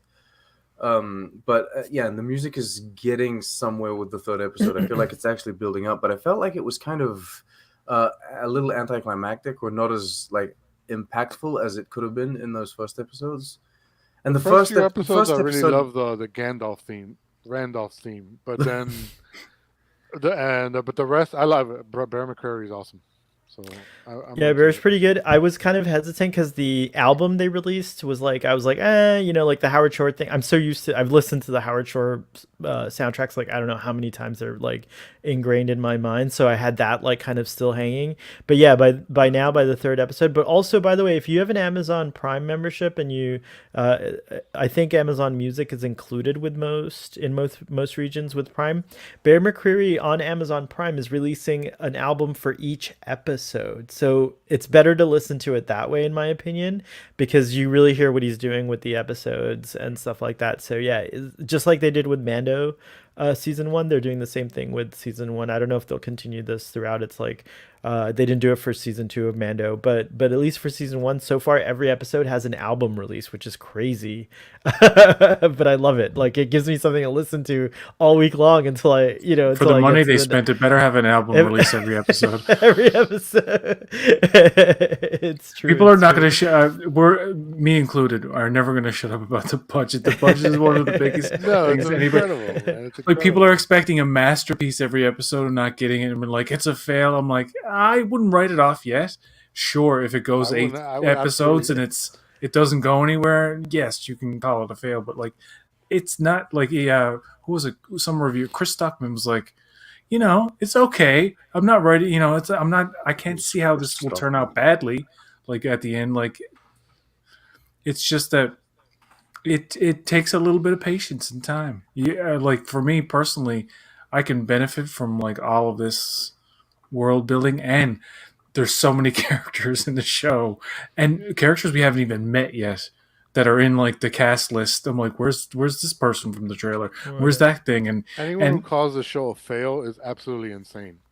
Because this show is well, it basically fails as for good- anybody who watches it through If you and don't like the doesn't show, like that's it. one thing. But a That's fail, a subjective absolutely thing, not. but yeah.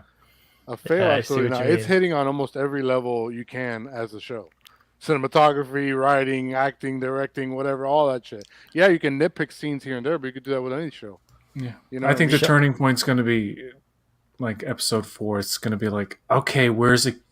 Is it going to go somewhere? Because after 4, like- there's only 4 episodes. Like Come the on, amount of stuff yes. that's already happened from now to season one's going to be very deciding, I think, for the show, truly. Like, Yeah. because Yeah. depending on how much they actually reveal, how far they go into this story, and how interesting, I guess, they make those 4 plot lines that they've gotten, if they tie them together, that's really going to be what's going to bring people back. I like the show because my mom has no interest in the lore. She's never read any of the books, but she's enjoying it because it's setting up a nice little mystery. There's a lot of interesting things. There's action. She's super into action. So I use her as a good barometer of how people who are not looking at the show for as obsessed with it might be viewing it. And PJ too. PJ only has like the Lord of the Rings movies. So far those are interesting opinions, I think, to hear. I could do a is whole how episode people are- with the Harfoots if you just like dedicate. I know that would upset certain people who want to see the other stuff advance. So like, But you never know, When they might do Well, that that's what further I'm along the saying. line. You could Yeah. Might do a do whole that. episode on They might do every that. storyline. So anyone who says this story's not moving is crazy. Anyone who says the story's a fail is crazy. Because you could literally do a whole episode. it's not on about the every- story's moving. I mean, it's Yeah, but I've heard people say it's it's not moving, and I'm like, Oh, what are really? you talking about? like it's going nowhere. How much more do you want per episode? Well, episode 3 Do they episodes watch in, other we shows? know it's 3 episodes and we know there's troubles in the Southlands. Bad orcs are there enslaving men and elves. Galadriel's like, come on, let's go there. And we're like, I think there's clear it's motivation clear for motivation Galadriel. of where Yeah, they want yeah. to go. I mean, it's Yeah. Right, it's a that's what I'm mystery. saying. Like, I don't know what this is as good as you get. I mean, maybe not precision on every level and but when you're writing the checklist of things you want in a series, if you're looking at it as just a product, The pacing is Well, perfect. It's moving between the stories. So again, if you get bored with one story, it's going to get to the Harfoot. Exactly, yeah. the dwarf Next. queen doesn't have a beard. See, What's the name of the dog again? By the way, are What they dwarf called it? females With an having A? beards? Guar, like the band. No, Warg with an A. Warg, yeah, Not warg. Warg. like That in is Game of what Thrones. I got to give him credit for making this creature so ugly. It's scary looking. Like that picture right there. It's like is a mangy terrifying. dog. Yeah. And by the way, if you do go back and look at the dwarf queen, she does have a lot of side hair here on. So there is a suggestion of a beard, and I've seen maybe it's women in just real not- life with that facial hair. So Yeah, it can and exist. so I think that's like actually a good are way correct. of doing it. So yeah, like I think I appreciate that because I actually don't want to see. I'm sorry, this is a little maybe too modern, but I don't want to see a bearded woman Ooh, unless hot it's take. like, I do actually. By the way, first of all. I take that back because I don't care if women want to wear beards. I think it's cool. I just personally think I just personally think like it doesn't matter to me if dwarf women have beards. It's not going to break the show. You're probably going. You could very well see a female dwarf like a full on like or an underbeard, Scottish beard, you know. Underbeard. But also, I don't remember. I read the books, and I don't remember any mention of dwarf females having a beard. I always assumed that was mention of dwarf females. Why is that a point of at all? contention? Yeah, Why it's is it- weird. No, people have been arguing about it online, People PJ, argue and I have about no it. idea why. But and Sean, I heard that people were mad that the women didn't have facial hair, and then I saw on the show that she did. I'm like, well, they were wrong. What were they talking about? Yeah, exactly. I suppose they wanted like a full, like a full. I don't like a know, full but I beard. always imagined that scene as being tongue in cheek. I didn't think of it as serious, so I don't know. But whatever. I like the dwarves, the couple. I forget their names. Yeah, the king. It's or the Durin. prince. They're like the comic relief of the show. Prince Durin and Prince and Durin and Yeah, his Durin the princess. Fourth, who, by the way, Prince Durin the Fourth becomes King Durin, who discovers the Spoiler alert, dude! the what's it called the bow. Basically, they dig too deep in the mountain, remember, and then Khazad-dûm, that beautiful city we see, will be taken over by the orcs. And is that the Arkenstone? No, I don't think so. It could be. I don't remember if they found the Arkenstone. It's glowing blue though, kinda. I think it's Mithril, because remember the big thing about Khazad-dûm is Mithril, and they haven't discovered Mithril at this time. So I think it's going to be Mithril. They haven't. Okay. They haven't discovered Mithril yet. Yeah. So, and I also think that I also think that if it is the Arkenstone, it shouldn't be a big deal. I don't remember the Arkenstone being a big deal. That's another critique I have of the Hobbit films, is that they turned it into another Ring of Power, basically, where it corrupts people and makes them, nuts and shit like that. That's not in the books. No, it makes one dude nuts. No, but even two dudes. It makes Durin, this one, nuts in history, and that's why Smaug was able to take over the. But they become right. nuts just because they're dwarves.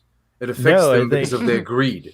Oh, maybe I didn't think of it that way, but I thought of it as more. It don't affect no Durin is in the Hobbit. No, well, Durin's folk, so Durin's descendants are in the Hobbit, but okay. he's mentioned, yeah. No, it doesn't affect like humans or anything. You know what I mean? The elves are all petty about like a diamond or something. They're all petty about like this one thing that they want back. Come like on. a necklace, the star or something. You guys have like the land of like heaven. But real quick, this was an incredible action sequence here with the chains and shit, and him running up on it and like doing all that. Like, I was impressed with this. To me, this was an amazing climax to the episode. And then the disappointment that he feel like this part here where he like climbs up, he's like, "Yay, the guy got away." He's gonna like the other elves are gonna find out about this and like come and put a stop to it, because they could. They'll send a host over and boom, this I didn't is believe over, for right? 1 second that he was getting away. No, I was like, when's he gonna die? This guy is not gonna make it. Yeah, I didn't believe it either, sadly. But yeah, he gets torpedoed by I was thinking arrows. the elves are like strong and skilled, and I was thinking that earlier in the episode, it's like, why don't these guys just break the chains and fucking kick ass? And they do, the cool things with like flicking the chains and breaking. I'm like, okay, that works for me because it's exactly what I wanted them to do, and to show their elf like badassery, but it's not enough. It's just not enough. And then they take Arondir to the title of episode 3, Adar, and we are left with a blurry version of him, and that's it. The end. Episode 3. That was fun. What else you got on your minds, lads? Lord of the Lads. By the way, the guy who plays Adar is the guy who played Benjen Stark in Game of Thrones. Oh, cool. I think it's Benjen or Benjamin. Benjen is Uncle Benjen. Remember, Uncle he becomes Benjen, a zombie. Yeah. Remember, like a half zombie or something. half zombie or something. Oh, that dude. Yeah. Okay. Yeah. Oh, that's cool. Okay, so that's interesting.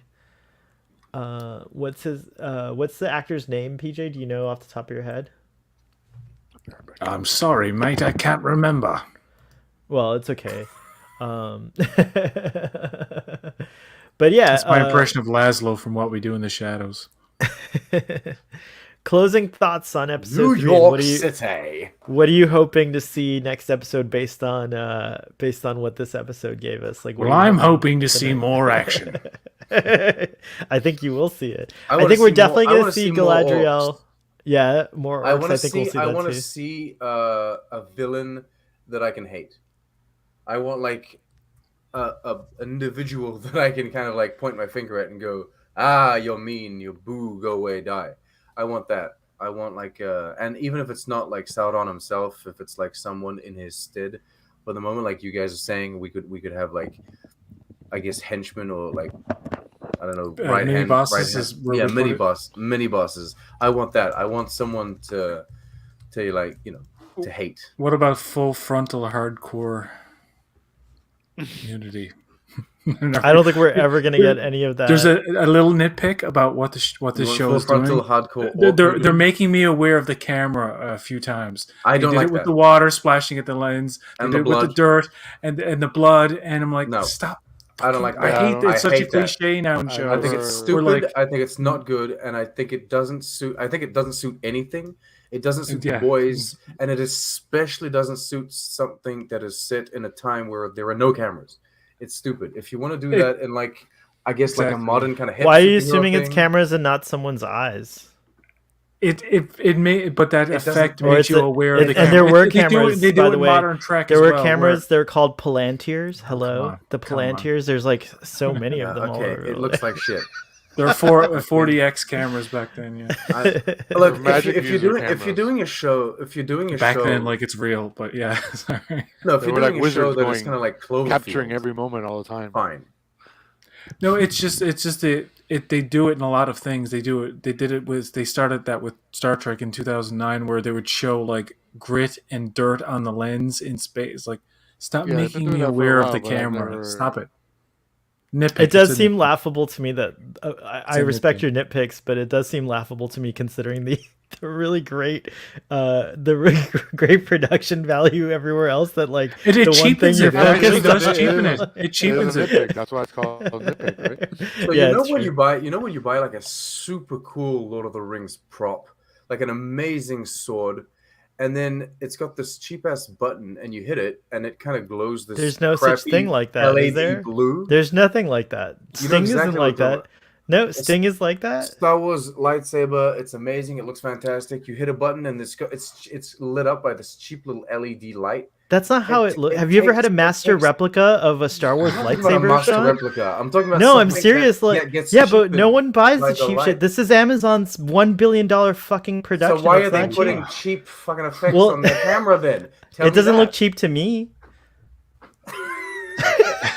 Well, it looks like the best. It looks like the best version. It looks like the best version of that camera splatter. I guess I've it's ever not seen. a nitpick for you, Sean, but it's an issue for you. Yeah, it's an issue. It's more than a nitpick. It's an issue. He's comparing it to lightsaber. We have degrees of it, you know, like minor nitpick, and then like real issue with it. No, I don't like it. I don't like it. Another nitpick. You don't like it. It's fine. And it's fine not to like it. I'm just saying it's like don't bring the other. Just don't like it. I don't need to hear contrast between clean and dirty people. I'm never a fan of anything that reminds me that there's a camera recording everything. Lens flare. I like lens flares too. That's why See, that's a weird thing. Years of technology you know what it is? I'm a photographer.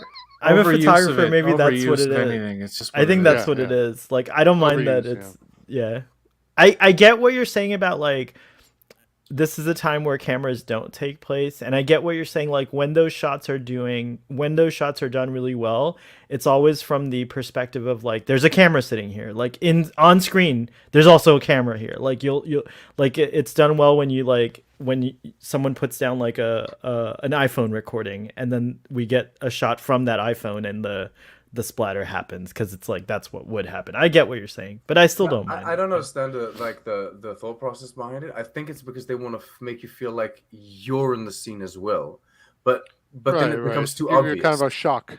You know? It becomes too. It's like if it was 3D, it would like hit your face. You'd be like, it would be terrible. It'd be even worse.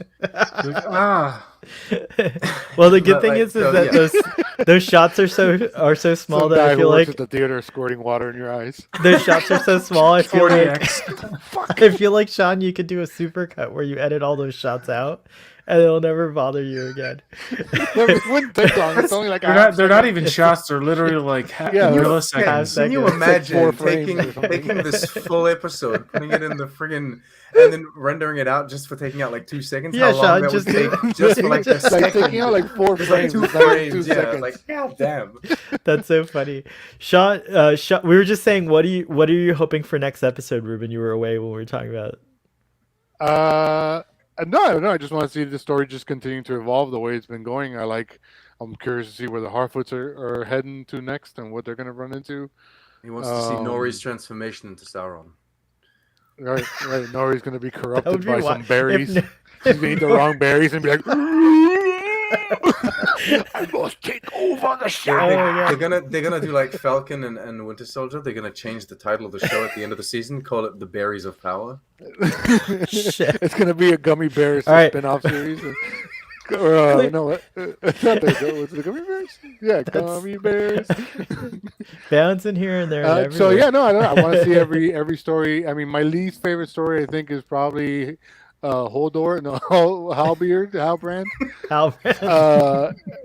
Sorry, I totally messed up his name. But he's probably my least favorite. But I can also see where he might become something more interesting later on.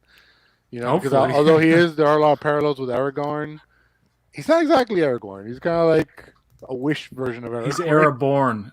I mean, boring. There might be. I think there is a character named Aragorn. If I'm not mistaken. Hey, I'm Aragorn. Yeah, I can fight. I guess. All right, cool. Well, we don't. I want to see the look on Galadriel's face when peril is in her path, because that would probably make her really happy. Be like, oh, I get to kill something. Actually, I was very invested in like Galadriel's chase in that first episode. Like when she was like going to the edge of the earth to try and kill this or find traces of what's left of Sauron, and she's got these people following her. I was like, this is great. This is really cool. And when they all quit, I was like, you cowards! Why are you doing this to her? I was like, you need to follow her to the end of the earth.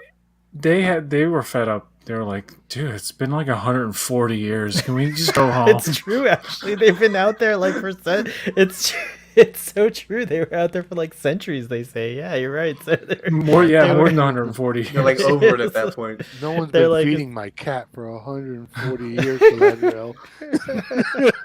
That's like weird when they carved the statue of my cat into a tree. When an elf goes off, like house sitting does literally become a whole different thing. It's more like, will you just live in my house for the next 200 years? No, but they live in trees. Their house is going to grow anyway. Yeah, it's true. It's true. What do you guys think of the dwarves? I love the dwarves. To a tangent on the dwarf, like the dwarf. Yeah, because we didn't get any dwarf action in this episode, but yeah, wonderful to see like their caves and their cabins and all of that. I thought it looked fantastic. Yeah, same. And I think like. Are they utilizing the same techniques they did with the movies? I don't know. Combination. I haven't seen, but yeah, like you mean combinations of bigatures and how they would do the forced perspective shots. I do think they are doing the forced perspective. There is a clear forced perspective shot. I'm only assuming it is because it looks like what Peter Jackson would have done, where Elrond is at the dinner table, and they're. But they're like the actors are really just far away, but it's meant to look like they're just right next to them. Yeah, and the eye lines are good. Sometimes, occasionally, and it's very subtle in the Peter Jackson films, the eye lines don't quite look right, but you know, Yeah, it's hard to they, do they that. didn't Like, they didn't have the means. I don't think they had the means of looking at no, the full HD picture in Now they playback. now they more just like, CG new eyes in place. Well, I was gonna say now they do so much with so much. Replace subtle the stuff. eyes. No, it's, yeah, that's it's not really- legit, actually. Yeah, it's not really that far fetched. They're just like, oh, Yeah. we got to move his eyeballs down. Boop. Yeah, they wouldn't replace the eyes entirely. They would probably just change their perspective a bit because I think eyes would be the most difficult thing to recreate. But they do that sort of stuff all the time, especially the face replacements and stuff. But I'm sure they're using every freaking trick in the book. I know, like, there's one scene I loved in the whenever Galadriel was swimming and the big giant fish monster was behind her. Like that was just such a basic film technique, but it looks so pretty. And like, I mean, aside from the water hitting the actual camera, I like the water, like the way they made the water, the false background interacting with her, you know, to give it all the immersion. Aside from the camera water. Can I just point out that all that Galadriel stuff within the water and the raft, that was like the best aspect of her story so far, and like visually interesting. But I gotta say, that's probably one example of the water hitting the camera. The one exception where I'm like, okay, that makes it feel a little more real.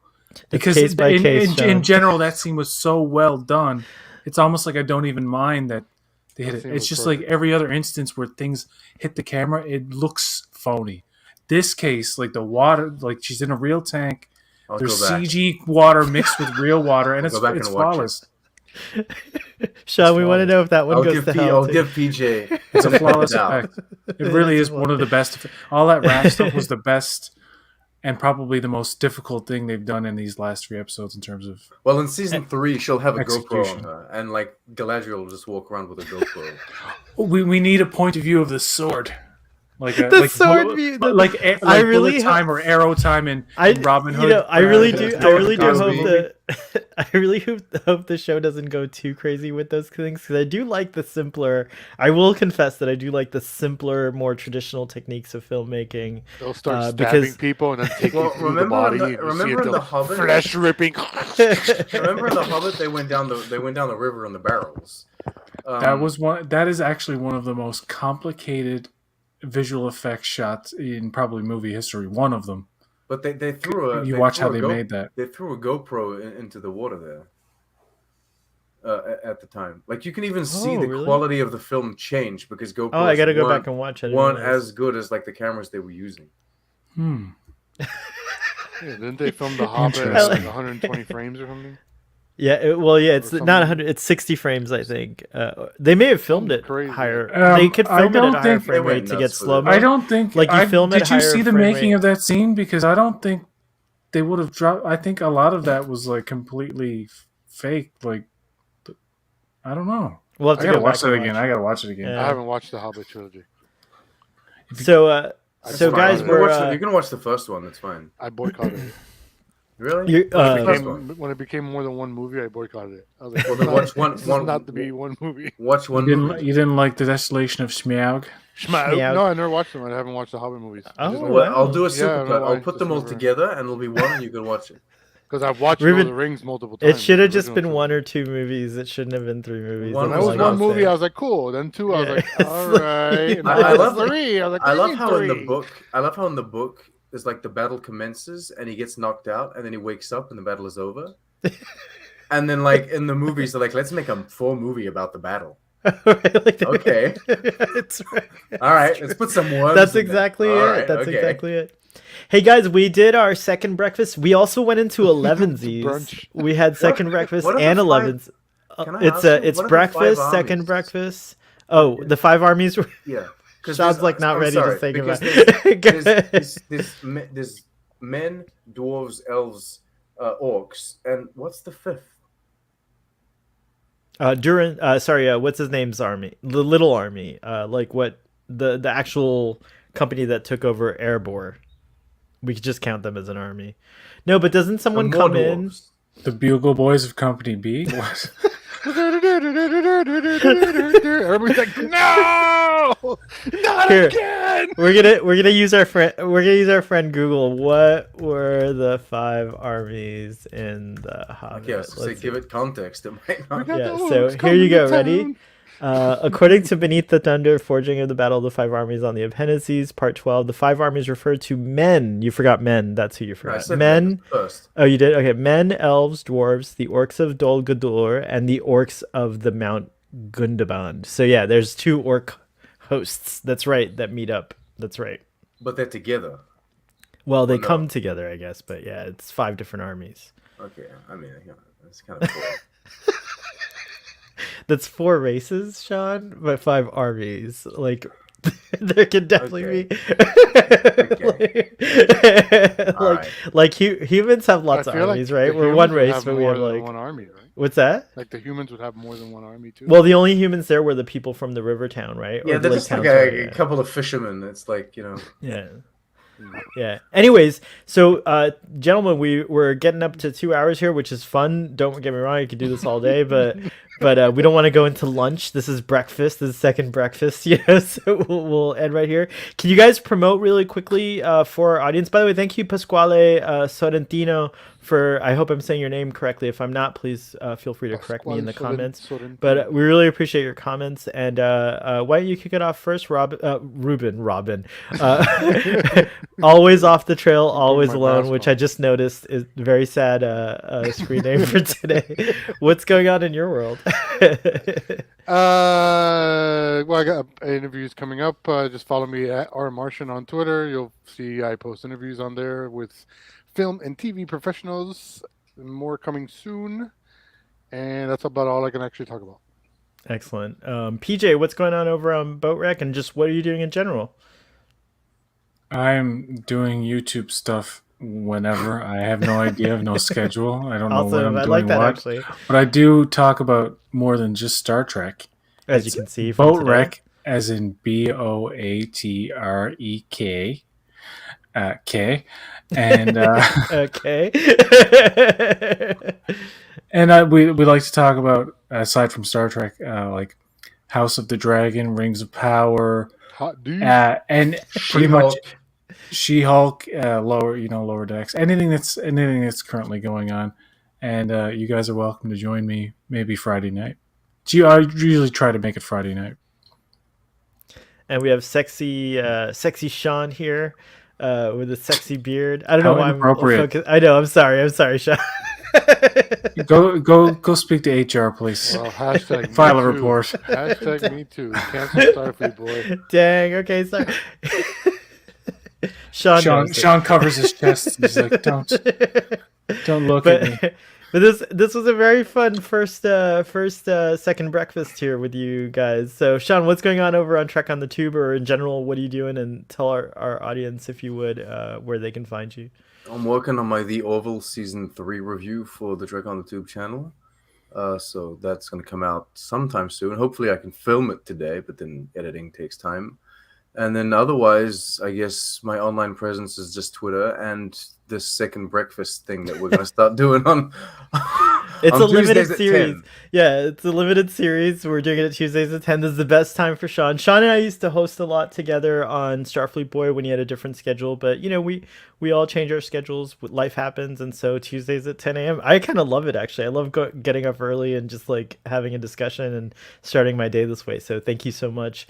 Audience, this is Starfleet Boy After Dark. It's like a channel it was supposedly like a serious discussion, because you said the earlier it is, the more serious I am. That's what you said, but I feel like everyone, right? Like, but it wasn't. I don't feel like this was very true. Yeah, it was. No, it was so. Are you kidding? We covered so much, and we had. This is a very informative discussion for our viewer. I feel like Pasquale was there and he was like responding and stuff. We'll see how informative. He was informing us. He was I know some of the stuff I don't know, but he might have seen ahead of us, so it's pretty cool. But or maybe he's just like a super lore nerd and he can like There's people with like lots of lore knowledge out there. In fact, I want to give a shout out people are welcome. Please do come and join. I have questions all the time, so come and tell us. Yeah, I would love it if folks came with more lore. But there's a really cool TikToker named Do Better Know Better. TikTokers aren't welcome. Excuse me? He's my co-host. I have to kind of like be quiet for a second here and let him say his thing. Anyways, this is Starfleet Boy After Dark. It's a channel that I created during the pandemic times. so that we could all gather on Friday nights and hang out. The Friday night show has moved to Saturday nights, and it's inconsistent. So It's called PQIF. It's not come back yet, has it? Oh wait, It we did, did it did. Zardos, yeah. Yes, it did come out, but then it went on hiatus again. So we'll be back, though. I promise. We'll start getting consistent with those. Maybe we'll have to move them back to Fridays. Everyone keeps saying move it back to Fridays, but PJ does such a good job on Fridays. I kind of don't want to go back to Fridays. So but you're also doing it whenever you want to. So well, I only do it if anybody's if like nobody's if anyone's available. If nobody shows up, I'm like I'm not going. I'm by myself. But you can check me out on Starfleet Boy Actual as well, where we talk almost exclusively about Star Trek. So if you like Star Trek, go over there to Starfleet Boy, search on YouTube and on Twitter and stuff like that. We do Saturdays at 3 p.m. Discussions about Trek that's complete, if you will. And so currently we're on the animated series. And then after that, we're going to do Deep Space Nine, which I'm really excited about. And then Sundays, we do New Trek or Incomplete Trek. We're about to get a complete series there with Star Trek Picard. But anyways, that is, we're currently focused there on Star Trek Lower Decks. So tune into that. And thank you guys for joining us. As they say in Middle Earth, Namarie or Namarie. I said it both ways. Namarie. May the light of the Eldar shine upon your path. We will. I keep wanting to say LLAP, and we'll see you guys next week, Tuesdays for second breakfast. Thank you. You did the